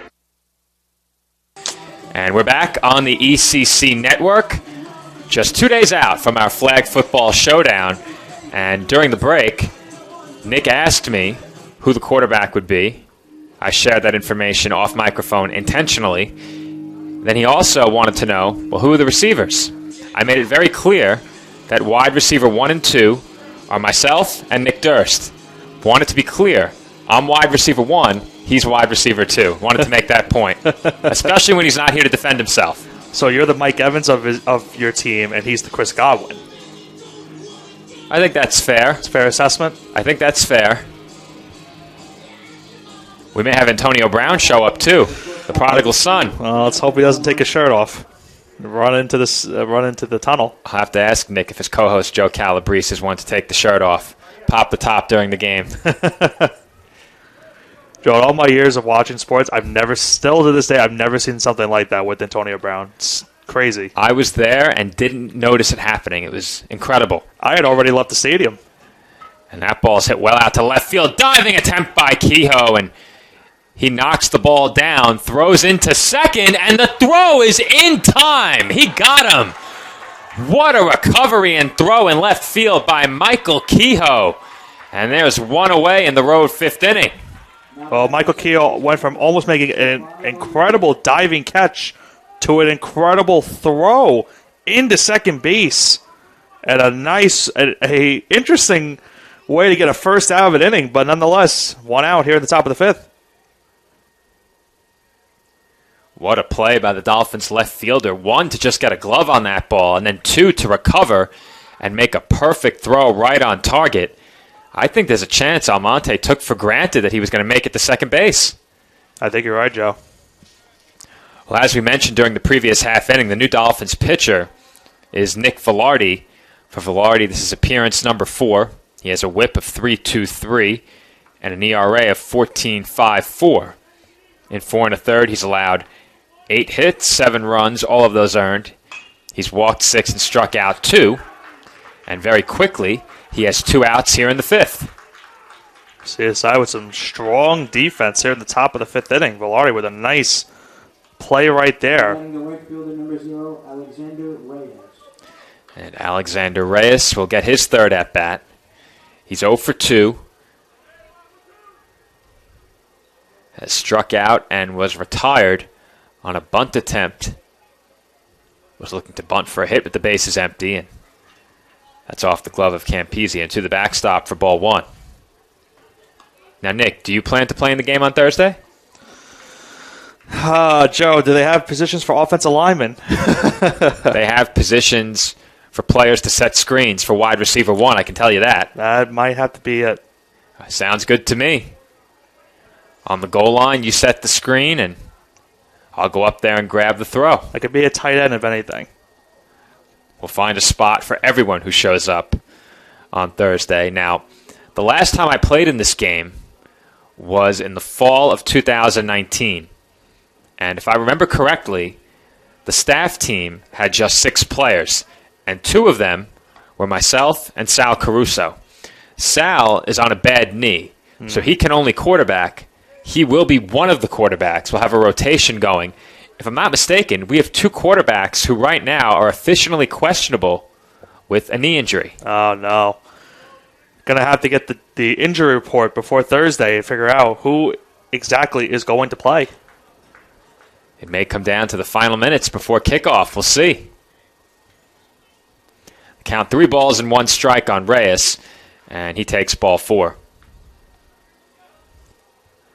At base runner the first against Nick Velarde after the leadoff single was erased on the 7-4 putout from left field. Max Chidsey will be the batter. He struck out and reached on an error in 2 plate appearances. Now, taking a look, it seems as if Sal is breaking down the baseball bingo. That's one of the most unfortunate sights we've seen all day, Joe.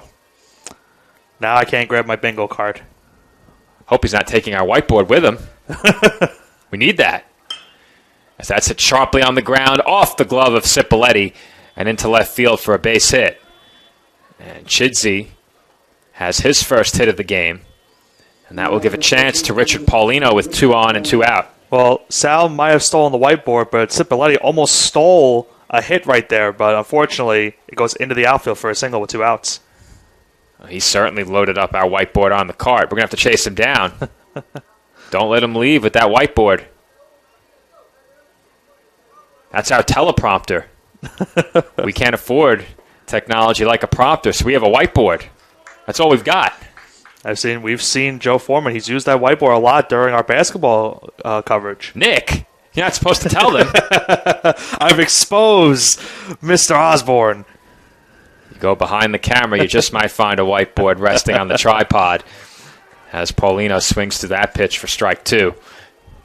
It's only talking points. Listen, there's nothing to be ashamed of. A lot of people do that. Of course. A lot of people do that. All of the pros have teleprompters. We had to improvise. Wanted to take our pregame show to center court, and that was the best way to do it.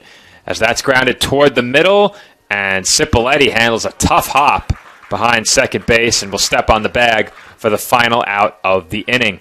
The Chargers strand a pair, and they trail by 8 when the Dolphins come to bat in the bottom half of the 5th.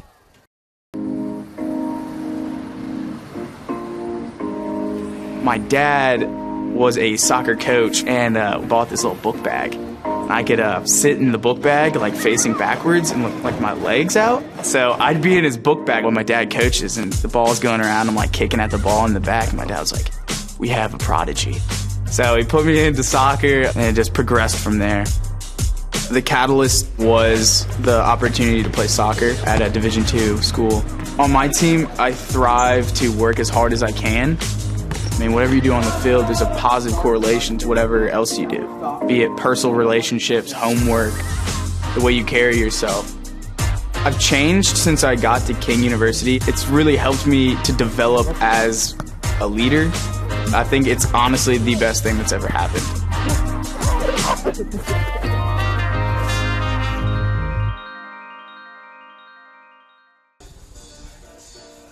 Stop to make sure someone is okay. Get in the way and disrupt the situation. Notify an authority. Or walk them home safely. We can change the language around rape. We can make campuses safer for our teammates, our friends, and our classmates. We cannot be bystanders. Taking action isn't always easy, but it's on us to intervene. because we can. Learn more and take the pledge at itsonus.org.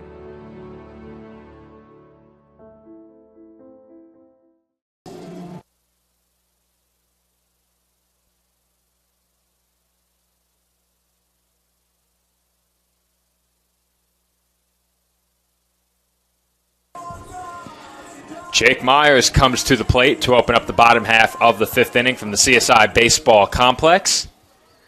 Dolphins lead Dominican College by a score of 10-2. Argenis Betances back to the mound for the Chargers, and his first pitch is a good breaking ball on the inside corner for a called strike one. Another inning for Betances. He got a nice quick last inning in the fourth, so let's see how he does here in the fifth. Count even on the Dolphins' second baseman at 1 strike. Myers is 0 for 2, has grounded out, walked, and reached on an error. That pitch backs him off the plate for ball 2.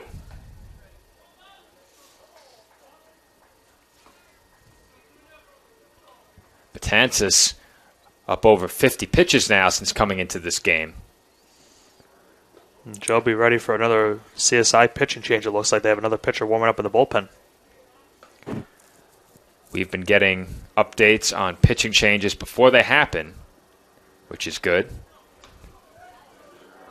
Leaves no question in my mind when the next half inning begins, as the 3-1 is lined into shallow left center, and that's down for a base hit. Myers has his first hit of the game, and the Dolphins have the leadoff man on in the fifth. Another hit for CSI. That's going to make it 9 now on the day. Having themselves a strong offensive showing.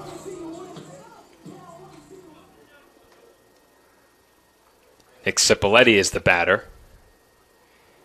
He's also in search of his first hit of the game. We spoke about it early in the game during the third inning. Dolphins' top 5 hitters all had 3 at-bats in the first 3 innings, and that was without Myers or Cipoletti recording a hit. It's just been a all-around great offensive showing today from CSI, and the big reason why they're up 10-2. Comes the 1-0, and that just misses for ball 2.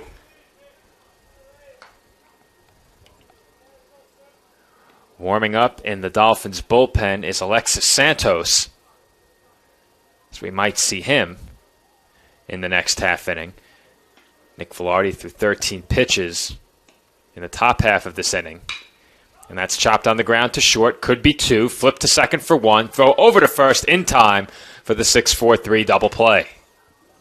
Well, it has been a tough day for this Chargers defense, but they get a nice double play turn by Almonte. And after the leadoff hit, there's 2 quick outs. That will bring Dominic Castiglione to the plate. Dom's 2 for 3, doubled, singled, and grounded out in his first 3 at-bats.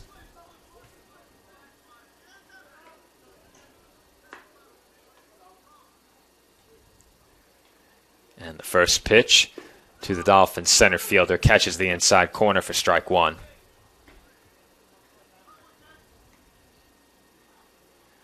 Castiglione also had that great play out in center field, chasing a ball down onto the warning track. And the 0-1 finds the outside corner for strike 2. And it's interesting that we bring up a good defensive play because it has been a strugglish day for both of these defense. 7 errors combined. And that one skips past the glove of Garbuayo into the backstop.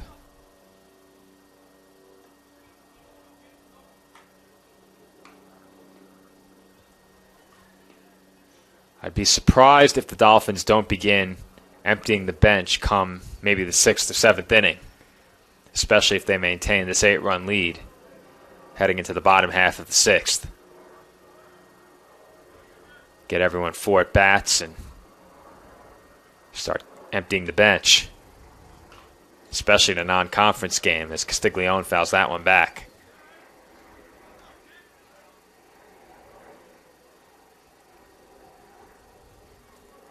Most of the Dolphins in the lineup today are CSI's regulars. Don't want to speculate, but we saw Brian Burkhead leave CSI's last game with an apparent injury. He's not in the lineup today. Michael Kehoe replaced him. Angel Santiago also in the outfield for the Dolphins. He typically isn't out there. Pat Gardner's played most of the right field for CSI this year. And that pitch misses away. And from 0-2, Castiglione has battled back to run the count full. Castiglione's had himself a nice day at the plate. Now, as you said, Joe, has worked the count from 0-2 to now full here at 3-2 with 2 outs. And the payoff pitch is lined off the ankle of Betances. And, yep, he goes down. That had to hurt. Anytime a line drive like that hits off any part of the body, it's going to hurt. It's going to sting, for sure. That certainly looked painful.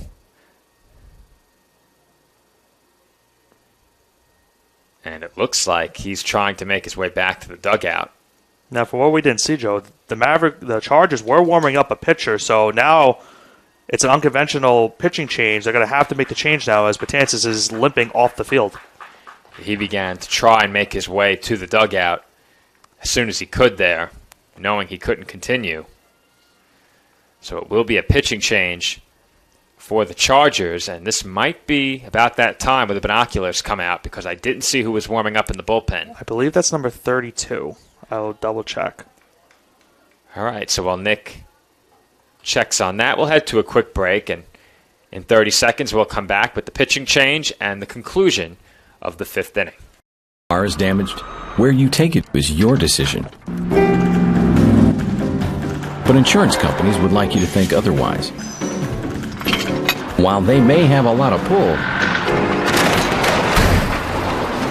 it may not always be in the best interest of your car. Your car will be fixed right and on time. What insurance company can argue with that? Call Dependable Auto Body at 718-447-4890. And we're back from the CSI baseball complex. New pitcher into the game for the Chargers. And that will be Christopher Fox taking the mound in relief of Arrhenis Betances. I certainly hope Betances is okay. He took that line drive off of his cleat. And we saw him go down to the ground and limp off the field into the dugout. So we hope that Betances is okay. But as you said, Joe, Christopher Fox now coming to pitch with 2 outs here at the bottom of the 5th inning. So the book is still open on Betances. That base runner on first is his responsibility, but in 3 innings, he allowed 4 runs, struck out 5, allowed 3 Dolphin base hits. He walked a pair. Was really betrayed by his defense soon after coming into the game. A couple of costly errors helped CSI to a 3 spot in the 2nd and a 4 spot in the 3rd. The first 6 runs were all charged to Oscarly Cruz. The last 4 charged to Betances, but none of the runs surrendered by Betances were earned. And as you said earlier, Joe, Betances had 10 unearned runs coming into this game, so you can add more to that stat. He has 14 now, I can tell you that for sure. As once again, the new pitcher is Christopher Fox. He comes in, appearing today in his 6th game. Through the first 5 appearances, he's thrown only 2 1/3. In those 2 1/3 innings, he's allowed 8 hits, 6 runs, but only 1 of those runs is earned. He's walked 2 and struck out 3. He averages over 11.5 strikeouts per 9 innings in what is admittedly a very small sample size. 3 strikeouts in 2 1/3. And he's pitched to a 3.86 ERA. And Fox handled the task of trying to get the Chargers out of this inning with it still being a 10-2 game. With all of these unearned runs, I need to get an error tally. As that pitch sails to the backstop and easily advancing to second is Castiglione. We saw Martin get hit by a pitch earlier in the game. Almost got hit there again. Castiglione now in scoring position with 2 away. And Martin has another RBI opportunity.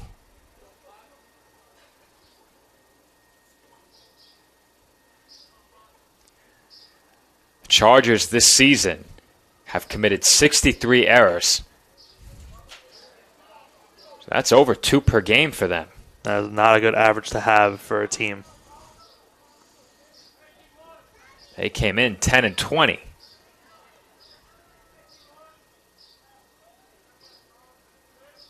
They've committed 3 errors in this game. The Dolphins have committed 4. But CSI pitching has been able to work around those miscues. And so far, a nice job by Coach Moore. He's handled the bullpen very well going into the bottom of the 5th inning. But remember one of our points earlier, Joe, CSI has had some issues this season with handling the bullpen, and it's cost them some games. So they're hoping not to blow a lead again today. That's chopped on the ground to second, and Libio throws out Martin for the 3rd out of the inning. So the Dolphins are kept out of the run column for the 2nd straight inning, but their lead is still 8 heading to the 6th. Hobra, a taco joint, Staten Island, where we're proud to have shared our family-first spirit with people from throughout New York City and the world. With indoor dining available both at the bar and on the floor. Or step outside for additional seating and an outdoor bar. Serving beer that's crisp, ice cold, and worthy of a day at the beach. Cocktails that explode with flavor. And great food made with the freshest and healthiest ingredients available. Events feature food and drink specials.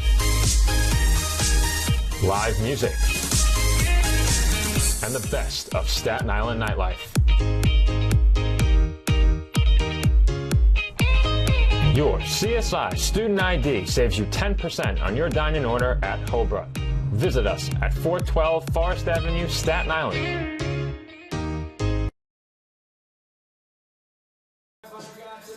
And we're back from the CSI baseball complex where we have another new pitcher for the Dolphins. Alexis Santos, who is warming up in the CSI bullpen, now enters the game, appearing for the 5th time this season. He's pitched to a 2.73 whip and a 1964 ERA. In 3 2/3, he's allowed 7 hits, 9 runs, 8 of those earned. He's walked 3 and struck out 2. 18 opposing batters, hitting at .389 against him. And he comes in with an 8-run lead here in the top of the 6th inning. Been an all-around good job by the CSI pitching staff. Only 3 hits for Dominican. But CSI also has committed 4 errors that have kept the Chargers somewhat in this game. It will be 4, 5, and 6 for Dominican College here in the 6th. As Santos continues to warm up, Shane Hewlett will make his way to the plate. He's 0 for 1. Flew out and was hit by a pitch. Then proceeded to hike the baseball that hit him to Dolphins catcher Nick Campisi. Maybe he's trying to get involved in the game on Thursday. Maybe. Like I said, I'm not sure we have room for offensive linemen. There aren't any. We'll have to see. Maybe we'll have some dedicated blockers for late down plays where the quarterback may get blitzed. We'll have someone chip. There won't be anyone snapping the ball, I can tell you that. Well, Joe, I can't snap a ball myself, so that's a good thing. Neither can I. And Hewlett is hit again, this time on the elbow guard. And he's not able to retrieve the ball this time as it went down the third baseline. Now batting the first baseman, number 10, Ethan Sarmento. Now, in terms of what you can expect from me on Thursday, maybe I'll get a couple of throws in. In the air, I can throw it between 40 and 50 yards. Accurately, different story, but I can throw a pretty decent spiral, 40 to 50 yards. Any accessories you're wearing? Any eye black? Nothing like that? Typically just compression pants. Just compression pants? That's it. And if I'm playing in a situation where it's really competitive, I'll have the rib padding that I used to wear for basketball. Back in the day, I'd take a beating out on the basketball court. And Ethan Sarmiento wastes no time as he drives the first pitch he sees from Santos into center field for a base hit. And just like that, the Chargers have 2 men on. Well, for the Chargers, this is their best chance to maybe get back into this game. First and second, nobody out. If there's a time to pounce on CSI, this is their opportunity to do it. Bobby Garbuayo is the batter. He's 0 for 2, reached on an error, and he grounded out, pitch. And has now been hit by a pitch. On the elbow guard. This has been a bad start for Santos. Now bases loaded. Now batting the designated hitter, number 88, Jason Sosa Rivas. And Sosa Rivas comes to the bat. He had the first RBI for the Chargers today, so he could bring home some more. Bases loaded, nobody is out. This is a interesting situation right now for CSI.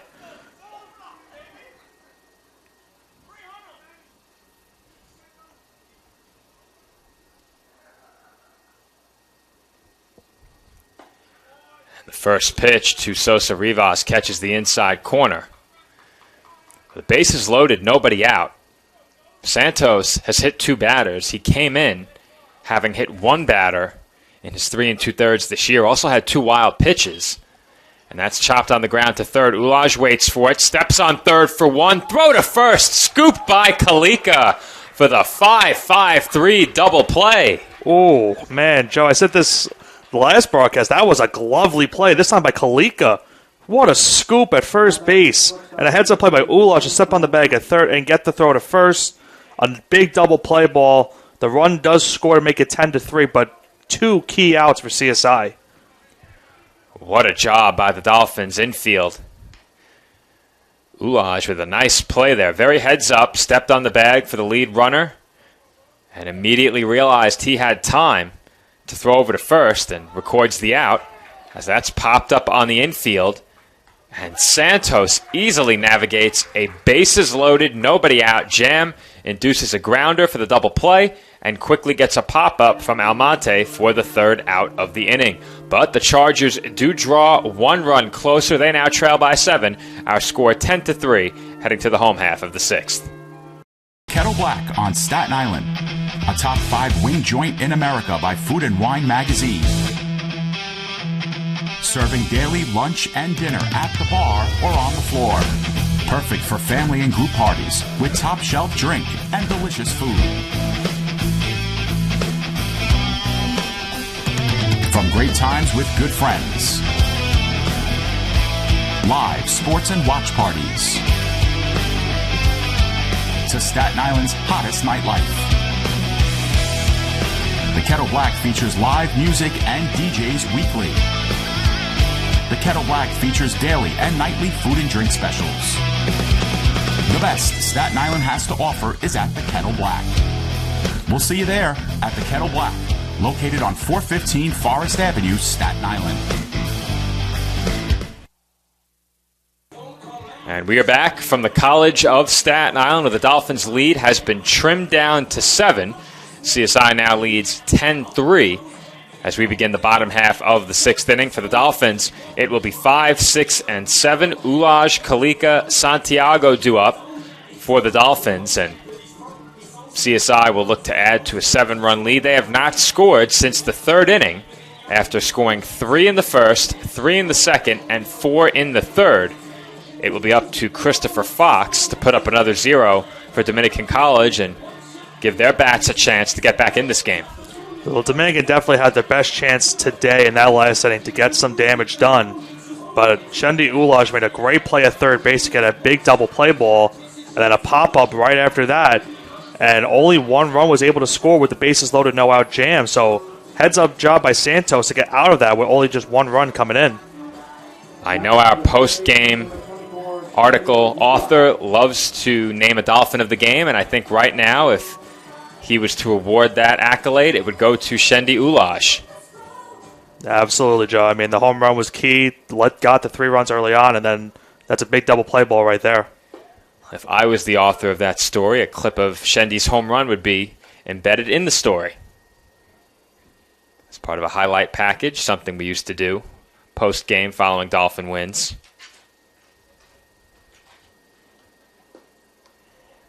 And Ulaj takes just off the inside corner. Count even on the Dolphins' third baseman at 1 ball and 1 strike. Now, I did mention this now probably a week and a half ago, maybe a little bit less, but at least 10 days ago, I would think at this point.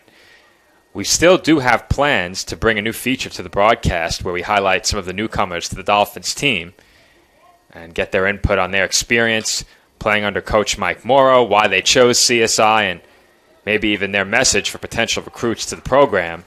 However, rain wreaked havoc on Staten Island the last week, and our video crew, consisting of our athletic communications coordinator and content creator, weren't able to make it to a practice yet, but they have assured me that by the time we come on the air for our next game, they will have made it to a practice and we can begin to share some of that information with our viewers. And I'm sure the viewers at home all want to hear about the interesting stories about some of our CSI Dolphins.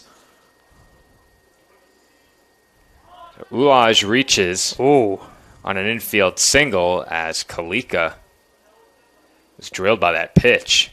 And, you know, Joe, it's not a stat we see on the scoreboard, but there's been a lot of hit by pitches today in this game. Kalika went down for a bunt, and it hit him on the hand. So it's going to be first and second after the Dolphins, but Kalika is definitely shaken up. Well, not the first time we've covered a game this year where we've seen a lot of hit batsmen. And I'm not sure there's a worse spot to get hit than on the hand. Kalika flips the gloves toward his dugout. He doesn't need them. And will take his position over at first base. Now, we'll see if he gets back into the field during the next half inning, but if Stevens' demeanor on the field has been any indication, I think he will be back. Now, correct me if I'm wrong, Joe. Was that his catching hand that it hit? It looked like he was shaking out the left hand. Now, first basemen are typically left-handed, and I do believe he throws left. He bats left for sure. I do believe he throws left. So that was his throwing hand. Okay. It'll be interesting to see if he comes back out for the top of the 7th inning. He certainly does throw left, so that's his throwing hand.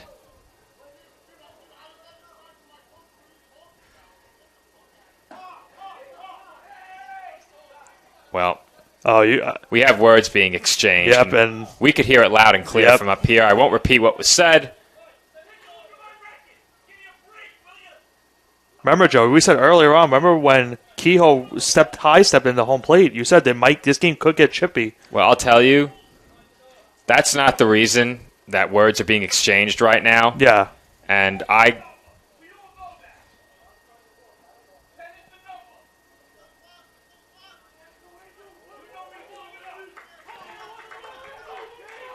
Coach Moore certainly having words with the dugout.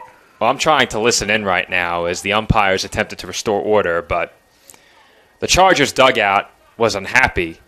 Now, Kalika was screaming toward the Dominican dugout saying that he was getting signs from his coach. Now, I think the dugout was upset that maybe he was taking too big of a lead. I'm not sure what sign he could have received that made them upset.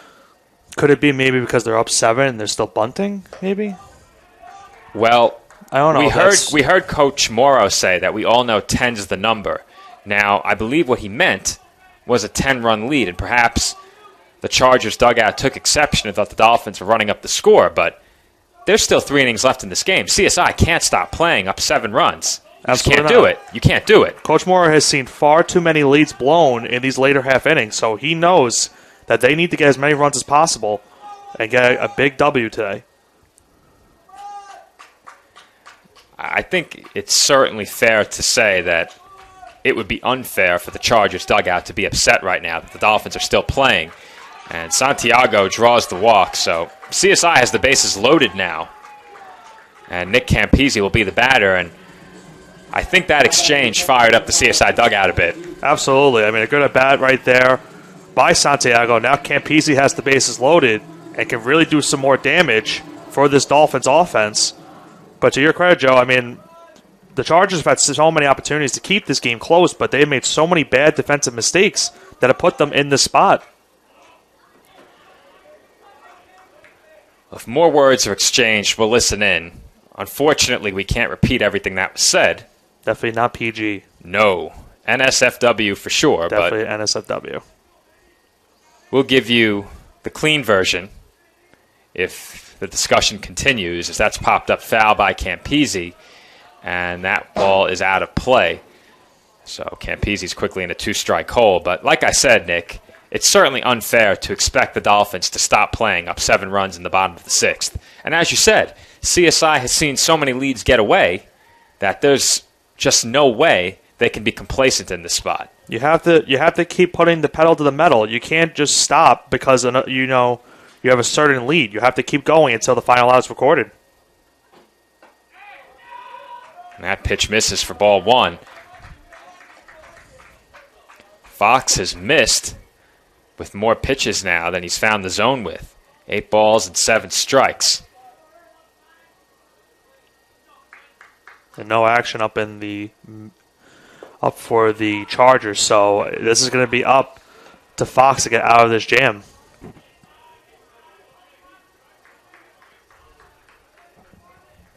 Two balls and 2 strikes to count on Campese. Fox comes set, and the pitch is on its way, and that misses way upstairs for ball 3. How about Campese? 0-2 count, now full count. Got a chance to walk in a run and continue this big lead for CSI.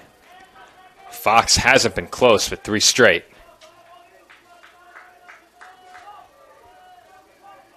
Here comes the payoff pitch, and that's swung on and missed by Campese for strike 3. That will bring up Michael Kehoe. He's 2 for 3 in the game, has singled, bunted for a hit, and flew out in his 3 at-bats. Remember, he had that bunt down near the pitcher's mound where the third baseman, Paulino, tried to make a diving grab but could not make the play. And you're right, Joe, he was able to get on with a bunt single, his second hit of the day.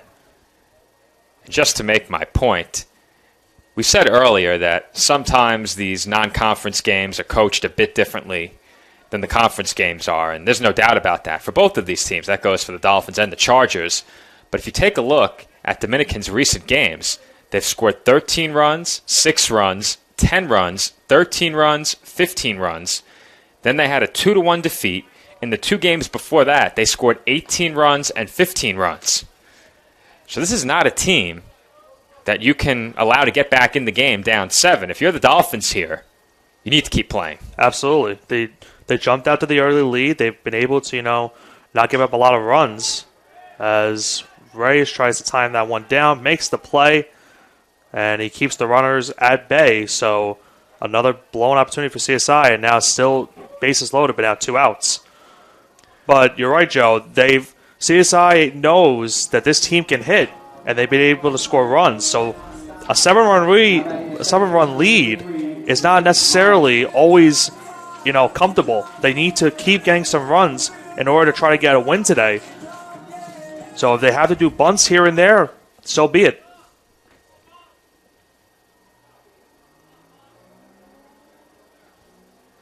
Two away now in the home half of the 6th inning, and Jake Myers is the batter. Dolphins' leadoff hitter is 1 for 3 in the game. He's ahead in the count here, 1-0. Ulaj on third, Kalika on second, and Santiago on first.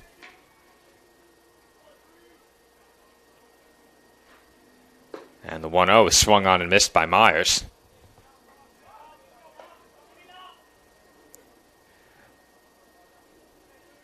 Ulaj singled on the infield.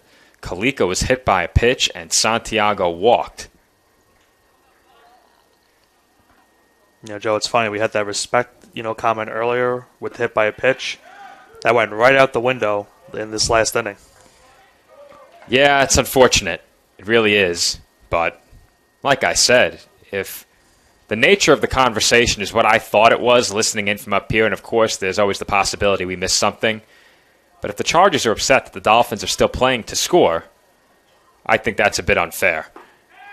As that catches the outside corner for a called strike 3. Myers did not like the call, but with that, the Dolphins strand the bases loaded and have been held scoreless for the 3rd consecutive inning. Our score is 10-3 as we head to the 7th. For me, just kind of was the glue that kept my family together, I feel like. I don't know what it was that drew me in, but after I started playing for a while and started seeing some early success as a little kid, to see how much it meant to my parents to see me play the game and try to make a difference was really what fueled me to keep playing and stay competitive. Being a triple major is not necessarily easy, but at the same time it is what you make it. Being a tighter-knit university, I have a lot of classes with the same professors, so they know me pretty well. I think it's that personal relationship that really helped me to thrive as a student. I was able to come here and get my triple major, as well as play a super high level of baseball against some of the best players in the country. There's a lot of options here in Division II with a lot of great ball players and a lot of great people, and they make sure that they give you every opportunity to succeed on and off the field.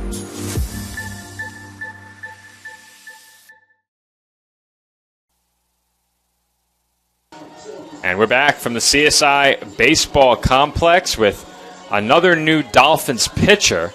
And I do believe that was number 37, Justin Rosado, who's throwing for CSI out on the mound. It is. So Rosado comes in, making his 2nd appearance of the season. He did not record an out in his lone outing, allowed 2 hits and 4 runs, 3 of those earned. He walked 1 and struck out 1. Now, I'm not sure how he could possibly have not recorded an out when he has a strikeout on his stats. So that's a bit of a discrepancy here. But that's what the stats say. So very interesting to note that he somehow recorded a strikeout without pitching a 3rd of an inning. Is it possible that batter reached on a drop 3rd strike? That has to be it. That would have to be the only way. That has to be it. That has to be it. That would have to be it. We had that situation earlier in this game. So that's interesting to note. Yeah, we did. In his lone appearance, he did allow a home run. 3 opposing batters had official plate appearances against him, and 2 of those batters reached on a base hit as he quickly records the first out. Here in the 7th, Stefano Libio grounds out to Cipolletti for out number 1. Good heads-up play by Cipolletti, and Kalika stayed in the game. He was able to make the catch for a nice first out. But, Joe, I heard you have some information in that past inning that we just had. I do, and I do want to note that I'm unsurprised to see Stephen Kalika remain in the game, just as we expected. Alexander Reyes, the batter, swings and misses at that first pitch for strike 1, but we spoke about it earlier in the broadcast. These 2 teams did meet last year, and the Chargers picked up a huge win. At one point in that game, they led 18-1. Now, I'm looking at the scoring plays here and just picking some out. I had some input once again from the outside. In that game, the Chargers, up 17-1, hit a fly ball to right field and scored on that fly ball. So they advanced home on a sacrifice fly, up 17-1. So if the conversation down on the field was that they expect the Dolphins to ease off here up by 7, I think that's simply ridiculous based upon what we saw last year. It's definitely an unfair, be arguing like that, especially in this type of competition. If that is the case, I mean, 17-1 lead and you're advancing the runner, that's basically the same situation we had here. They were just trying to advance the runners on a bunt, and it's only a 7-run game. There's still plenty of time. Dominican has a chance to, they've had their chances in this game to definitely cut the lead, but they have not taken advantage of it, and that's why they're in the situation. Okay, so that was the sign that Kalika was referring to, the sign to bunt, because they didn't get on him until after the next pitch. I thought maybe if they had taken exception to the bunt attempted by Kalika, it would have been on his way to first, but I figured if they had a problem with that, the conversation would have begun sooner, but that had to be it. It had to be that bunt, like you said, Nick, so I think that's what started it all. Kalika then was hit by the pitch on the hand, And he now is back in the game after that. On top of that sacrifice fly, when the team was leading CSI 17-1 last year, the sacrifice fly made it 18-1. The team then continued to advance runners on passed balls up by 17 when they led 19-2. So they didn't stop at the sacrifice fly. They continued advancing on passed balls beyond that. And we heard Coach Morrow say from the third base coaching box, we all know the number's 10. And I would presume what he meant by that is that you ease off once you have a 10-run lead. Absolutely. I mean, you know, we've always heard about those unwritten rules of baseball, but no lead is safe. So we did have a pinch hitter at the plate for Max Chidsey, and I completely missed it, so I apologize for that. But the pinch hitter was number 20. That's Christian Phil's aim.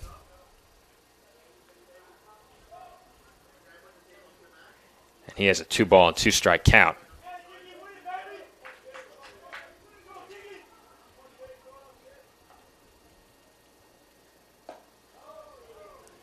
That pitch misses for ball 3. This is Phil Ames' 18th at bat of the season. He has a .353 batting average, 3 RBIs. So also has 5 stolen bases. So a dangerous runner if he's able to get on base. And a lot of groans. That sounded like it hit something over there. That foul ball. Definitely some groans by the CSI dugout. That would indicate to me that we might have a shattered windshield. And judging by the expression on Coach Tardy's face, it doesn't look good.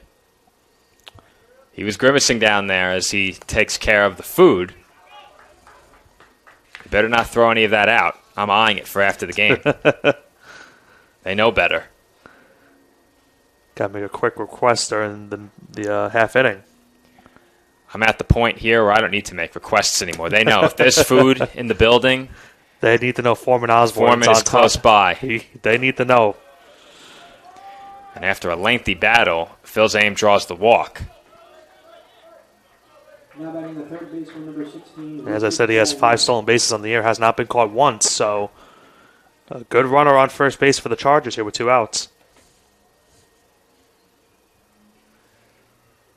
Richard Paulino will be the batter. He's still looking to reach base for the first time. He's flew out twice and grounded out in 3 at-bats. And that pitch is sent into the parking lot. Oh. Well, that either dented a car or we have a shattered window because that definitely hit off a vehicle. The only question is window or some body damage. Well, I mean, you don't want to hope for it, but you want to hope it's not the window. Yeah. I don't think there's a sight that I would greet less enthusiastically after returning to my car following class than a shattered windshield. The dent, honestly, on my car, I probably wouldn't notice. Yeah. And we encourage all and every CSI fan to make sure where they are parking when they come to these games because it can be dangerous with those foul balls. If you're parking in any of the first 3 rows, that's amateur hour. You don't park in the first 3 rows. A foul ball can easily reach any of those rows. Maybe the third row is a bit of a stretch, but the first 2, certainly not. In row 4 and 5, you're absolutely safe, nothing to worry about. And I typically park in row 5, as that's fouled away.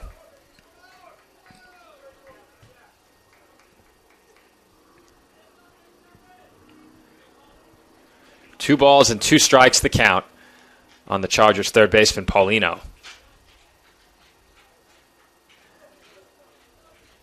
Phil's aim advanced to second on the stolen base, and Cipoletti made a great play to keep that ball on the infield. Otherwise, it could have been much more trouble. And we have another hit batter. Now, Paulino made absolutely no effort to get out of the way there, Nick. Yeah. None whatsoever. Yeah, we see in baseball a lot. Sometimes that is the case where teams are, somewhat desperate to try to get runners on. And in that case, maybe that was the case for Paulino. He just wanted to get on base to give the Chargers some more scoring opportunities. I mean, if this game is being umpired to the letter of the law, that's not a hit by pitch. There was absolutely no effort to get out of the way, as we have a pinch runner over at first, and I think we're going to need the binoculars for this one. Paulino was the one that came out. Rather than struggle, I will break out the binoculars. I saw a 4. It might be incorrect. 33. Nope. 33. That's why you got the binoculars. That's right.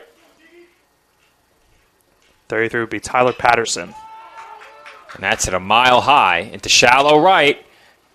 This could be trouble, and Santiago gets there to make the catch for the third out. The Chargers strand a pair. Their deficit remains 7 runs, and the Dolphins come to bat leading 10-3 in the home half of the 7th.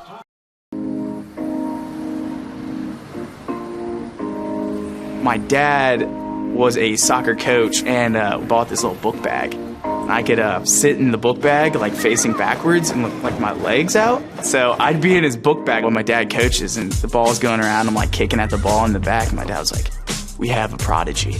So he put me into soccer and it just progressed from there. The catalyst was the opportunity to play soccer at a Division II school. On my team, I thrive to work as hard as I can. I mean, whatever you do on the field, there's a positive correlation to whatever else you do, be it personal relationships, homework, the way you carry yourself. I've changed since I got to King University. It's really helped me to develop as a leader. I think it's honestly the best thing that's ever happened.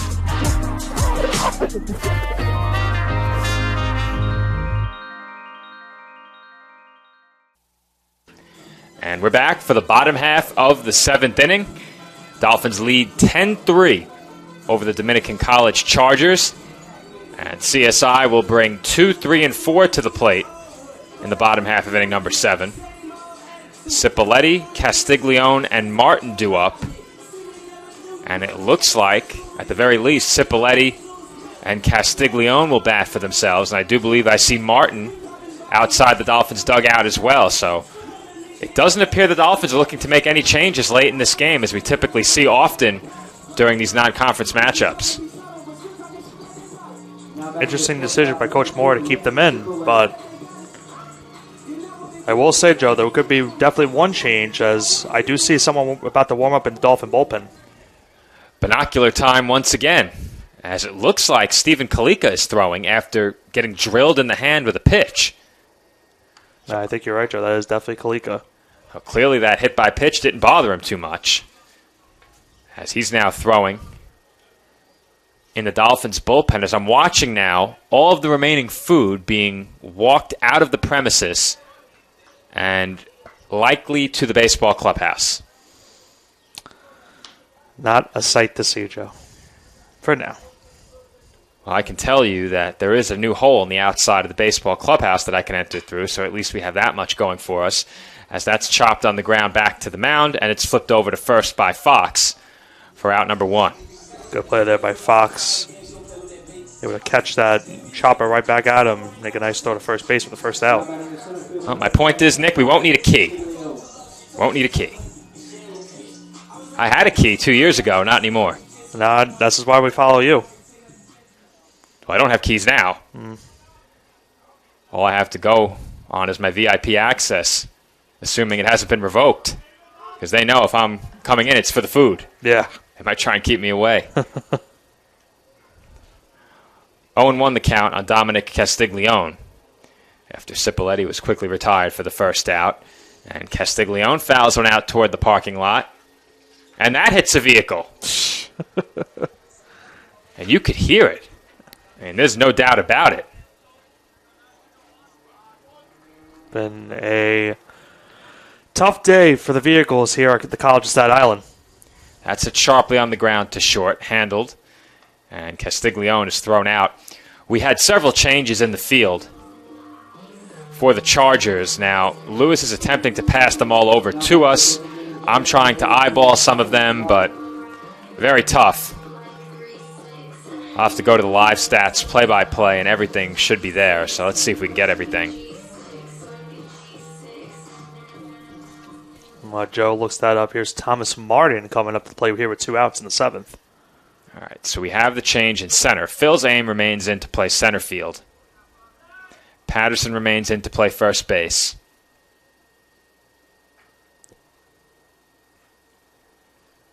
We have Sarmiento moving to third.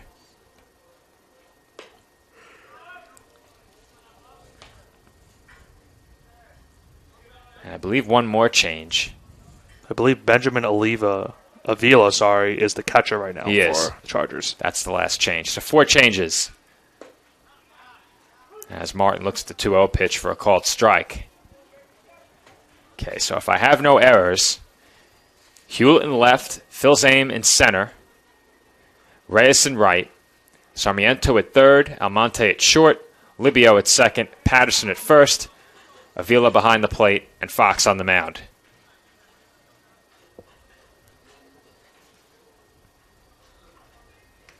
Two balls and 2 strikes the count on the Dolphins' designated hitter.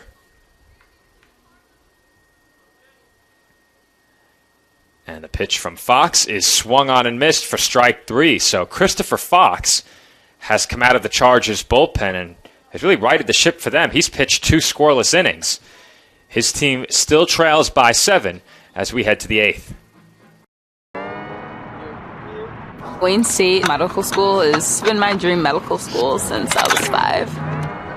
Athletics are important, but so is service, so is research, so is becoming a better person. And we expect you to do well athletically, but don't forget the reason you're here, which is to give back to your community and to get good grades.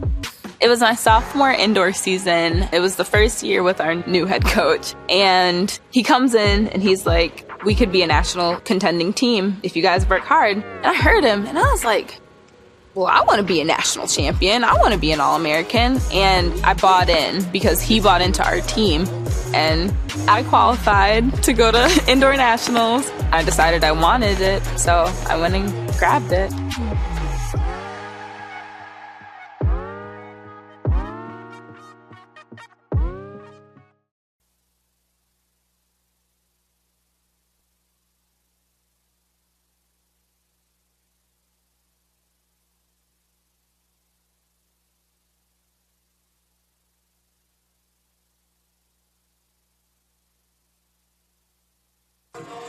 And we're back for the top half of the 8th inning. We do apologize if there was a bit of a technical glitch during our commercial break. We had a brief outage of our streaming service, but it appears as if we're back online. Thankfully, that outage was short-lived and only impacted our commercial break. As we mentioned during the previous half inning, Stephen Kalika, who was warming up in the Dolphins' bullpen, has now entered the game for the College of Staten Island. Kalika is making his 6th appearance and has pitched to an 0-1 record with a whip of 1.22 and an ERA of 5.06. In 10 2/3, he's allowed 11 hits, 8 runs, 6 of those earned. He's walked 2 and struck out 6. He's allowed 4 extra base hits, including 3 doubles and 1 home run. 42 opposing batters hitting at .262 against him. That's good for 3rd on this Dolphins pitching staff. And Thomas Martin is the one that replaces him at first base. Martin to first, Kalika to the mound, and at the plate is Ethan Sarmiento as once again and we have audible groans. Let's just say the ball to the automobile on that one. Well, judging by the reaction of the spectators, that wasn't good. Nope.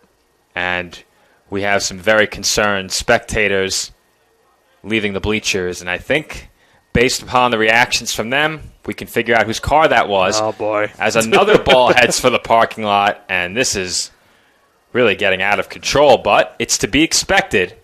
If you are parked in rows 1, 2, or 3, get your vehicle out of there immediately because there is just no reason to risk it. Got to enjoy some great baseball bingo today, some free food, excellent weather. You don't want your day coming to an end with a shattered windshield. Not worth it. No, you do not. Get the extra steps in. Walk to rows 3, 4, 5. preferably 4 or 5, but definitely not the first 2 rows, as Kalika quickly picks up a strikeout, and there's 1 away. We have another pinch hitter, or I should say, a first-time batter, as Avila came in at catcher in the previous half inning. So Avila gets his first at bat, and he takes up and away for ball 1.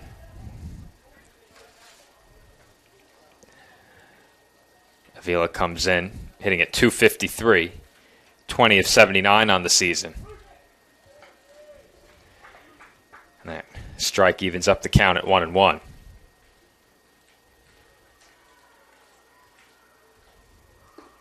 And there's a big swing and a miss by the Chargers catcher for strike 2. Kalika looking to make it 2 quick strikeouts. And the 1-2 pitch is fouled away, and that one reaches row 2 of the parked cars. Are you sure it didn't hit the net? I saw a ball on the field. That did not hit the net. Not hit the net? That So that was a different ball. Different ball. Oh, that was one that was thrown from the park. Okay, I got it. Yep. And that's chopped foul. We had a lot of scoring early in this game. The Dolphins scored 10 in the first 3 innings, have not scored since. They've been held scoreless in innings 4, 5, 6, and 7. But CSI pitching has been up to the task on this Tuesday afternoon, as we have now reached the evening hours at 6 p.m., and the Dolphins are 5 outs away from a win. That misses down and in for ball 2 to Avila. Maybe we've seen some good pitching and good defense these last couple of innings, considering how this game started, where it was the opposite.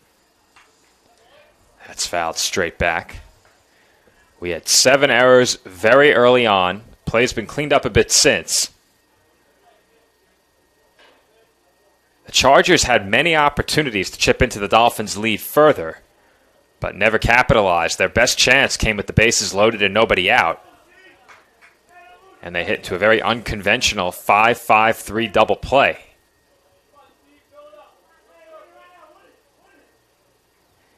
That came back in the 6th. And once again, Kalika gets Avila to chase, but that's fouled away. Only 4 hits in the game for Dominican College. The Dolphins have 11. Dolphins have certainly pitched a good game today against a Dominican squad that can score a lot of runs. Count is full on Avila, and Kalika's payoff pitch is once again fouled into the parking lot, and that one landed in the only open parking spot in the second row. Well, whoever didn't park there, good job on your part. Yep, that would have been either a front windshield or a rear windshield shattered had a car been parked in that spot. And Avila is called out on strikes. He had begun making his way down the first base line. He did not like the call, and he is a strikeout victim for out number 2. You're right, Joe. He was already going down the first base line ready to get on first, but he gets called on the called third strike as this day for the Chargers just continues to get worse here with 2 outs in the 8th. At this point in the game, if it's close, you better swing the bat. And that doesn't make it right, but I think that's usually the situation for the umpire behind the plate in a 7-run game in the 8th. Yeah, Dominican cannot afford to wait for pitches. They got to attack soon. That's popped up. Foul territory, and Campese can't make the catch. Here we were, Joe, saying that the defense had been, a lot better these last couple of innings, but Campese could just not make the play there. So the inning will continue.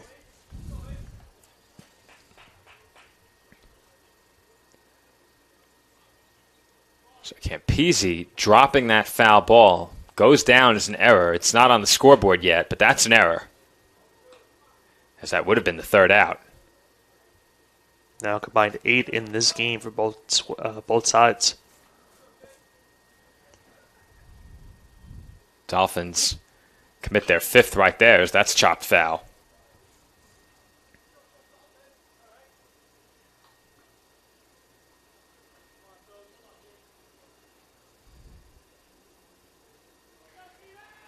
One ball and 2 strikes to count on the Chargers' designated hitter. Looking for his 2nd hit of the game. He's 1 for 3. And that's it on the ground to third. Ulaj handles it. And his throw over to first with plenty of time for the 3rd out of the inning. It's a 1-2-3 8th for Stephen Kalika. His team leads by 7, heading to the home 8th. Champions know how to seize opportunities. When they see moments of greatness unfold right before their eyes, they push as hard as they possibly can. And then they push harder. Because the heart of a champion never settles, never quits, and never stops giving its all. We are champions. We are Division II. We go big, we give it everything we've got, and we win. On the field, on our campuses, in our communities, for our causes, in our careers. We rise to become champions in everything we do. We are Division II, and there are no limits here. We make our time count. We set our own path. We become champions on our terms. It's time to up your game, because we're here to play and learn. But most importantly, we're here to discover ourselves, our vision, our heart, our drive, to achieve every goal we aim for, because we want to be champions at the highest level, life. At Division II, the opportunities are here. Are you ready?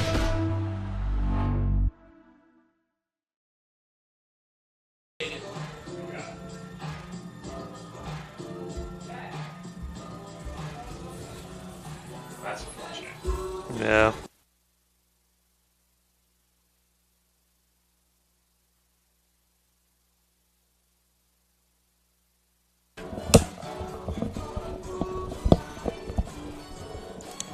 Well, Nick, when I said that our spectators could feel free to come chat with us anytime they wanted during a broadcast, we did not anticipate that our first visitor would be coming upstairs in regards to a shattered windshield, but we said it before.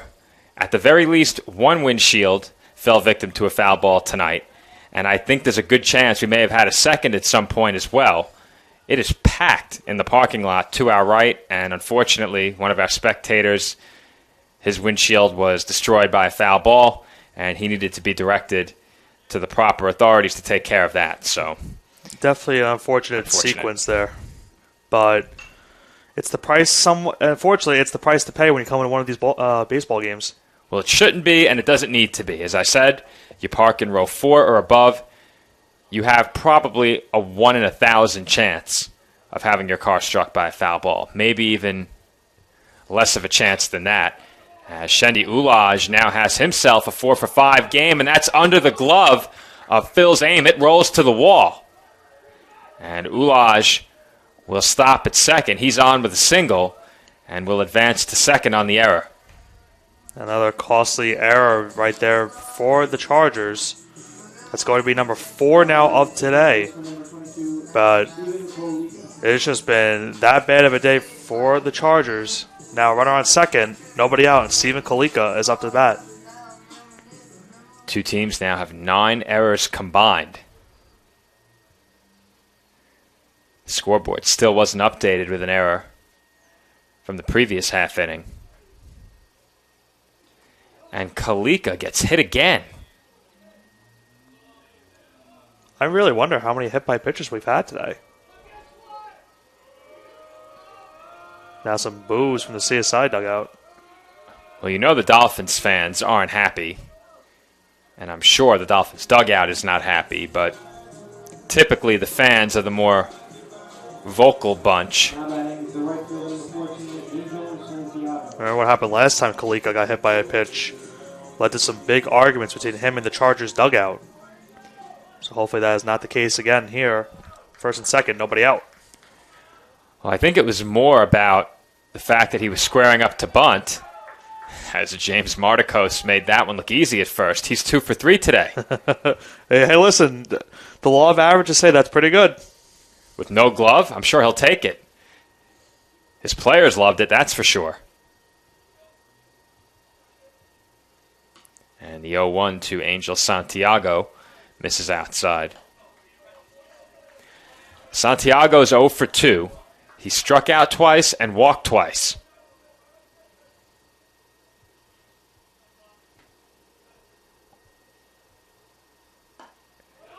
And that misses upstairs.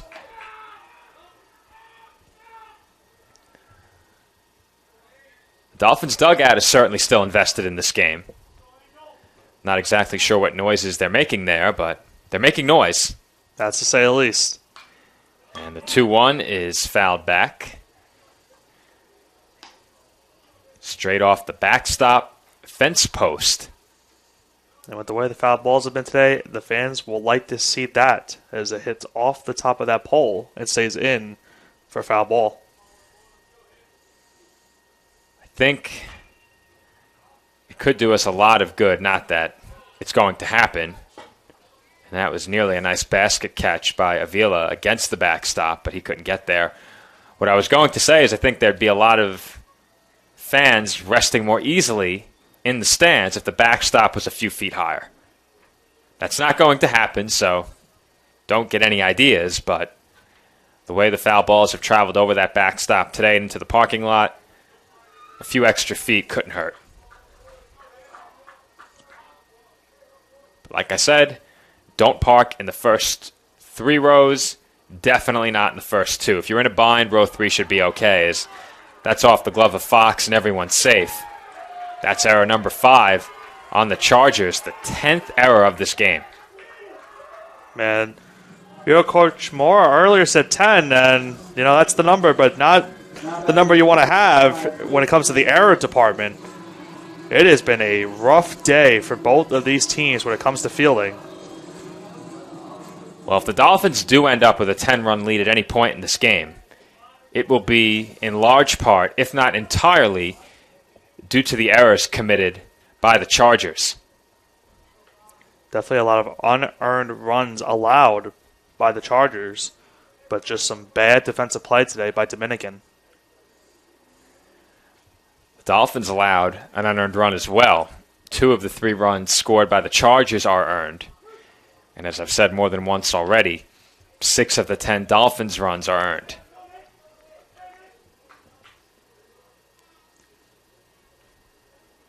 Count quickly 0-2 on Nick Campese. He struck out 3 times in this game. And he takes up and away for ball 1. Don't want the sombrero right here. It's funny you mentioned that, Nick, because the last time my broadcast partner mentioned the golden sombrero, it was with Nick Cipoletti at the plate. And it was Nick Durst on the call with me as that's fouled away, but Nick thought that he may have began a reverse jinx. And on the very next pitch, Campese hit a 3-run homer. So, definitely interesting. I tend not to acknowledge the potential for the golden sombrero, as you just mentioned. I'll mention the 3 strikeouts and then not mention anything further, as Campese does strike out for the 4th time. Well, it's been a good day for the Dolphins bats, but unfortunately, not for Campese. No. But if his team holds on to win this game, I'm sure he'll be just fine with it. Absolutely. Michael Kehoe is the batter. He's had a better day at the plate. He's 2 for 4. And he takes up and away for ball 1.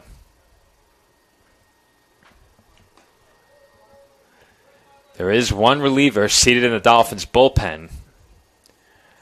I will need the help of my binoculars to try and find out who that is. He's just sitting, not throwing.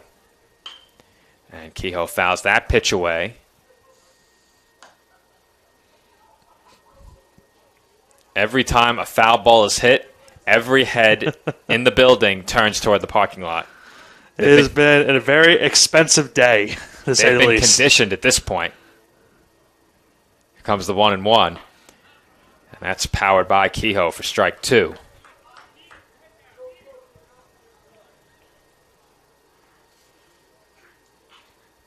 Well, there is no way I can tell you who's in the Dolphins bullpen from here on this angle, that's for sure.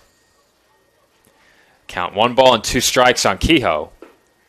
And he takes on the inside corner for a called strike 3. Kehoe didn't like it. And there are quickly 2 away. Good job by Christopher Fox. He's gotten 2 quick strikeouts after the bases were loaded. And he's got a chance to get out of this inning with it still being a 10-3 game. Just as quickly as the Dolphins loaded the bases to open up this inning, Fox has bounced back and struck out 2. Fox now has 5 strikeouts in 3 innings of work, is yet to allow a run. So at the very least, if the Chargers can't make a push in the final inning, they can look back on this outing by Fox as a very positive takeaway in this game. And he completes 3 1/3 scoreless innings. The Dolphins load the bases with nobody out and do not score. We head to the 9th, CSI leading 10-3. NCAA Division II community engagement is an initiative at all 25 national championships because student athletes want to give back while competing for a national title. Over the course of the year, Division II student athletes have an opportunity to leave a lasting impression in local communities throughout the country. Whether Division II student athletes are volunteering at hospitals, schools, after-school care programs, foster homes, or retirement villages, they make a difference in the lives of others. In Division II, we rise to the opportunity and make community engagement ours. And we are back for the top half of the 9th inning. The 2 teams were still jawing back and forth in between innings as the Chargers left the field. And we were trying to listen in, the music over public address, making it a bit more difficult, but I think we'll have to have all eyes on the handshakes following this game. Well, Joe, I love some good old Bon Jovi, but in this case, not the time. Needed to hear what was going on the field between the 2 teams. Another jawing from both of them as this game comes to the 9th inning. Kalika trying to get the final 3 outs to give CSI a nice win. Well, the animosity seems to be the storyline at this point, with the Dolphins having led by at least 9 runs. They're led by 9 after the 3rd, but they've led by no less than 7 since. CSI scored 3 in the 1st, 3 in the 2nd, 4 in the 3rd. Have been held scoreless now for 5 straight innings, but the Dolphin pitching staff has had themselves one of their best days of the season. Absolutely, Joe. I mean, that's a credit to Coach Moore. He's used his pitchers to a good advantage today out of the bullpen after Adam Gonzalez started this game, as they have only allowed 2 runs from the entire bullpen today, so a good job by them. It's 10-3 here in the 9th. Taking a look down the Dolphins' schedule, and the Dolphins have allowed 3 runs or less, I believe, 4 times this year. And that would be accurate. 4 times they've allowed 3 runs or less. In a loss at Mercy, in a win at Chestnut Hill, in a win here at home against Bloomfield, and in a win at Caldwell. Stephen Kalika back to the mound for the 9th inning. He's run the count to 2 balls and 2 strikes on Darian Almonte.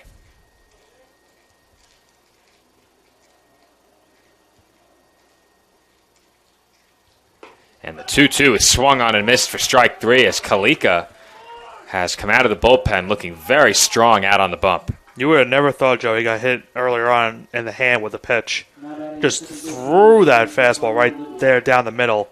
Big swung on and miss and a big first out here in the 9th. Kalika has recorded 4 outs, 3 of them via the strikeout. And Stefano Libio will be the batter.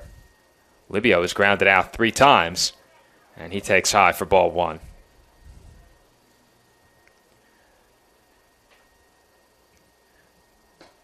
Kalika, a very quick worker on the hill. Last time we saw him, he labored through his outing, and if I'm not mistaken, he walked 3 and was immediately taken out of the game as no one called that on the middle infield for the Dolphins. Myers reaches over Cipoletti to make the catch, and they appear befuddled as there are quickly 2 away. Well, that could have been another error for CSI, but Myers was able to hold on to it and almost had a collision near second base. With now 2 outs in the 9th. That goes down as a P4. And very quickly, the Chargers are down to their final out. Alexander Reyes is the batter, and Kalika very quickly again misses with 2 straight.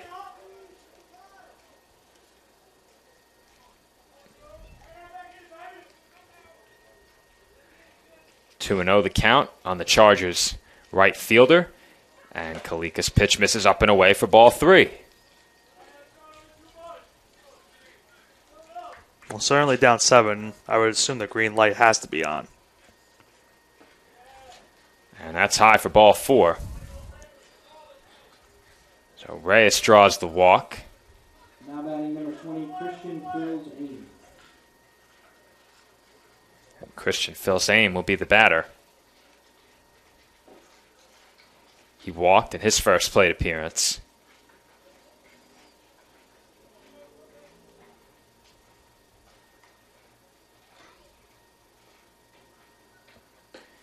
And Kalika misses outside once again for ball 1.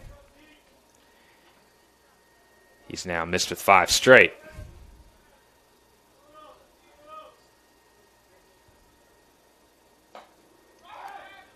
And they'll throw behind the runner at first, but Reyes is back. I just did double check, and the last time we saw Stephen Kalika here at home was against Queens, and he did issue 3 straight walks. Out of the Dolphins' bullpen, was taken out of the game. CSI in that inning squandered a 3-run lead and went on to lose in extras. And it was a good job of CSI to have an early big advantage. Jumped out to a comfortable 10-1 lead. They have not looked back since. And Kalika finally finds the zone for a called strike 1. Dolphins are 3-5 at home. They could very easily be 5-3, maybe 6-2. As that is swung on and missed for strike 2.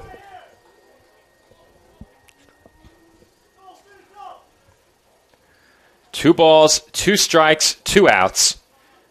Reyes the runner on first.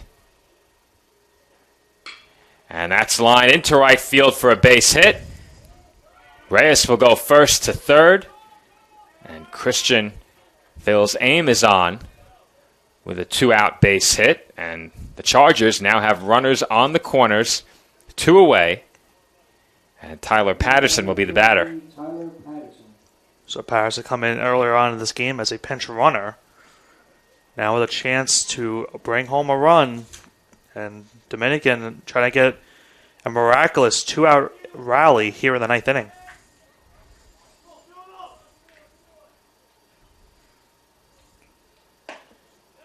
And the first pitch to Patterson is in for a letter-high strike. This is Patterson's first at-bat. As Nick mentioned, he came on as a pinch runner. Stayed in the game defensively, and he fouls that one away. And once again, the Chargers are down to their final strike.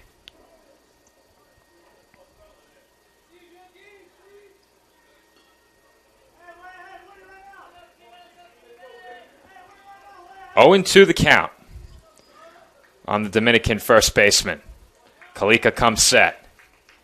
The 0-2 pitch is swung on and missed. Strike 3. Bingo! And the Dolphins win it 10-3. It just so happens that Nick and I had strikeout as the last marker on our baseball bingo cards. Wouldn't you know it? What do we win, Joe?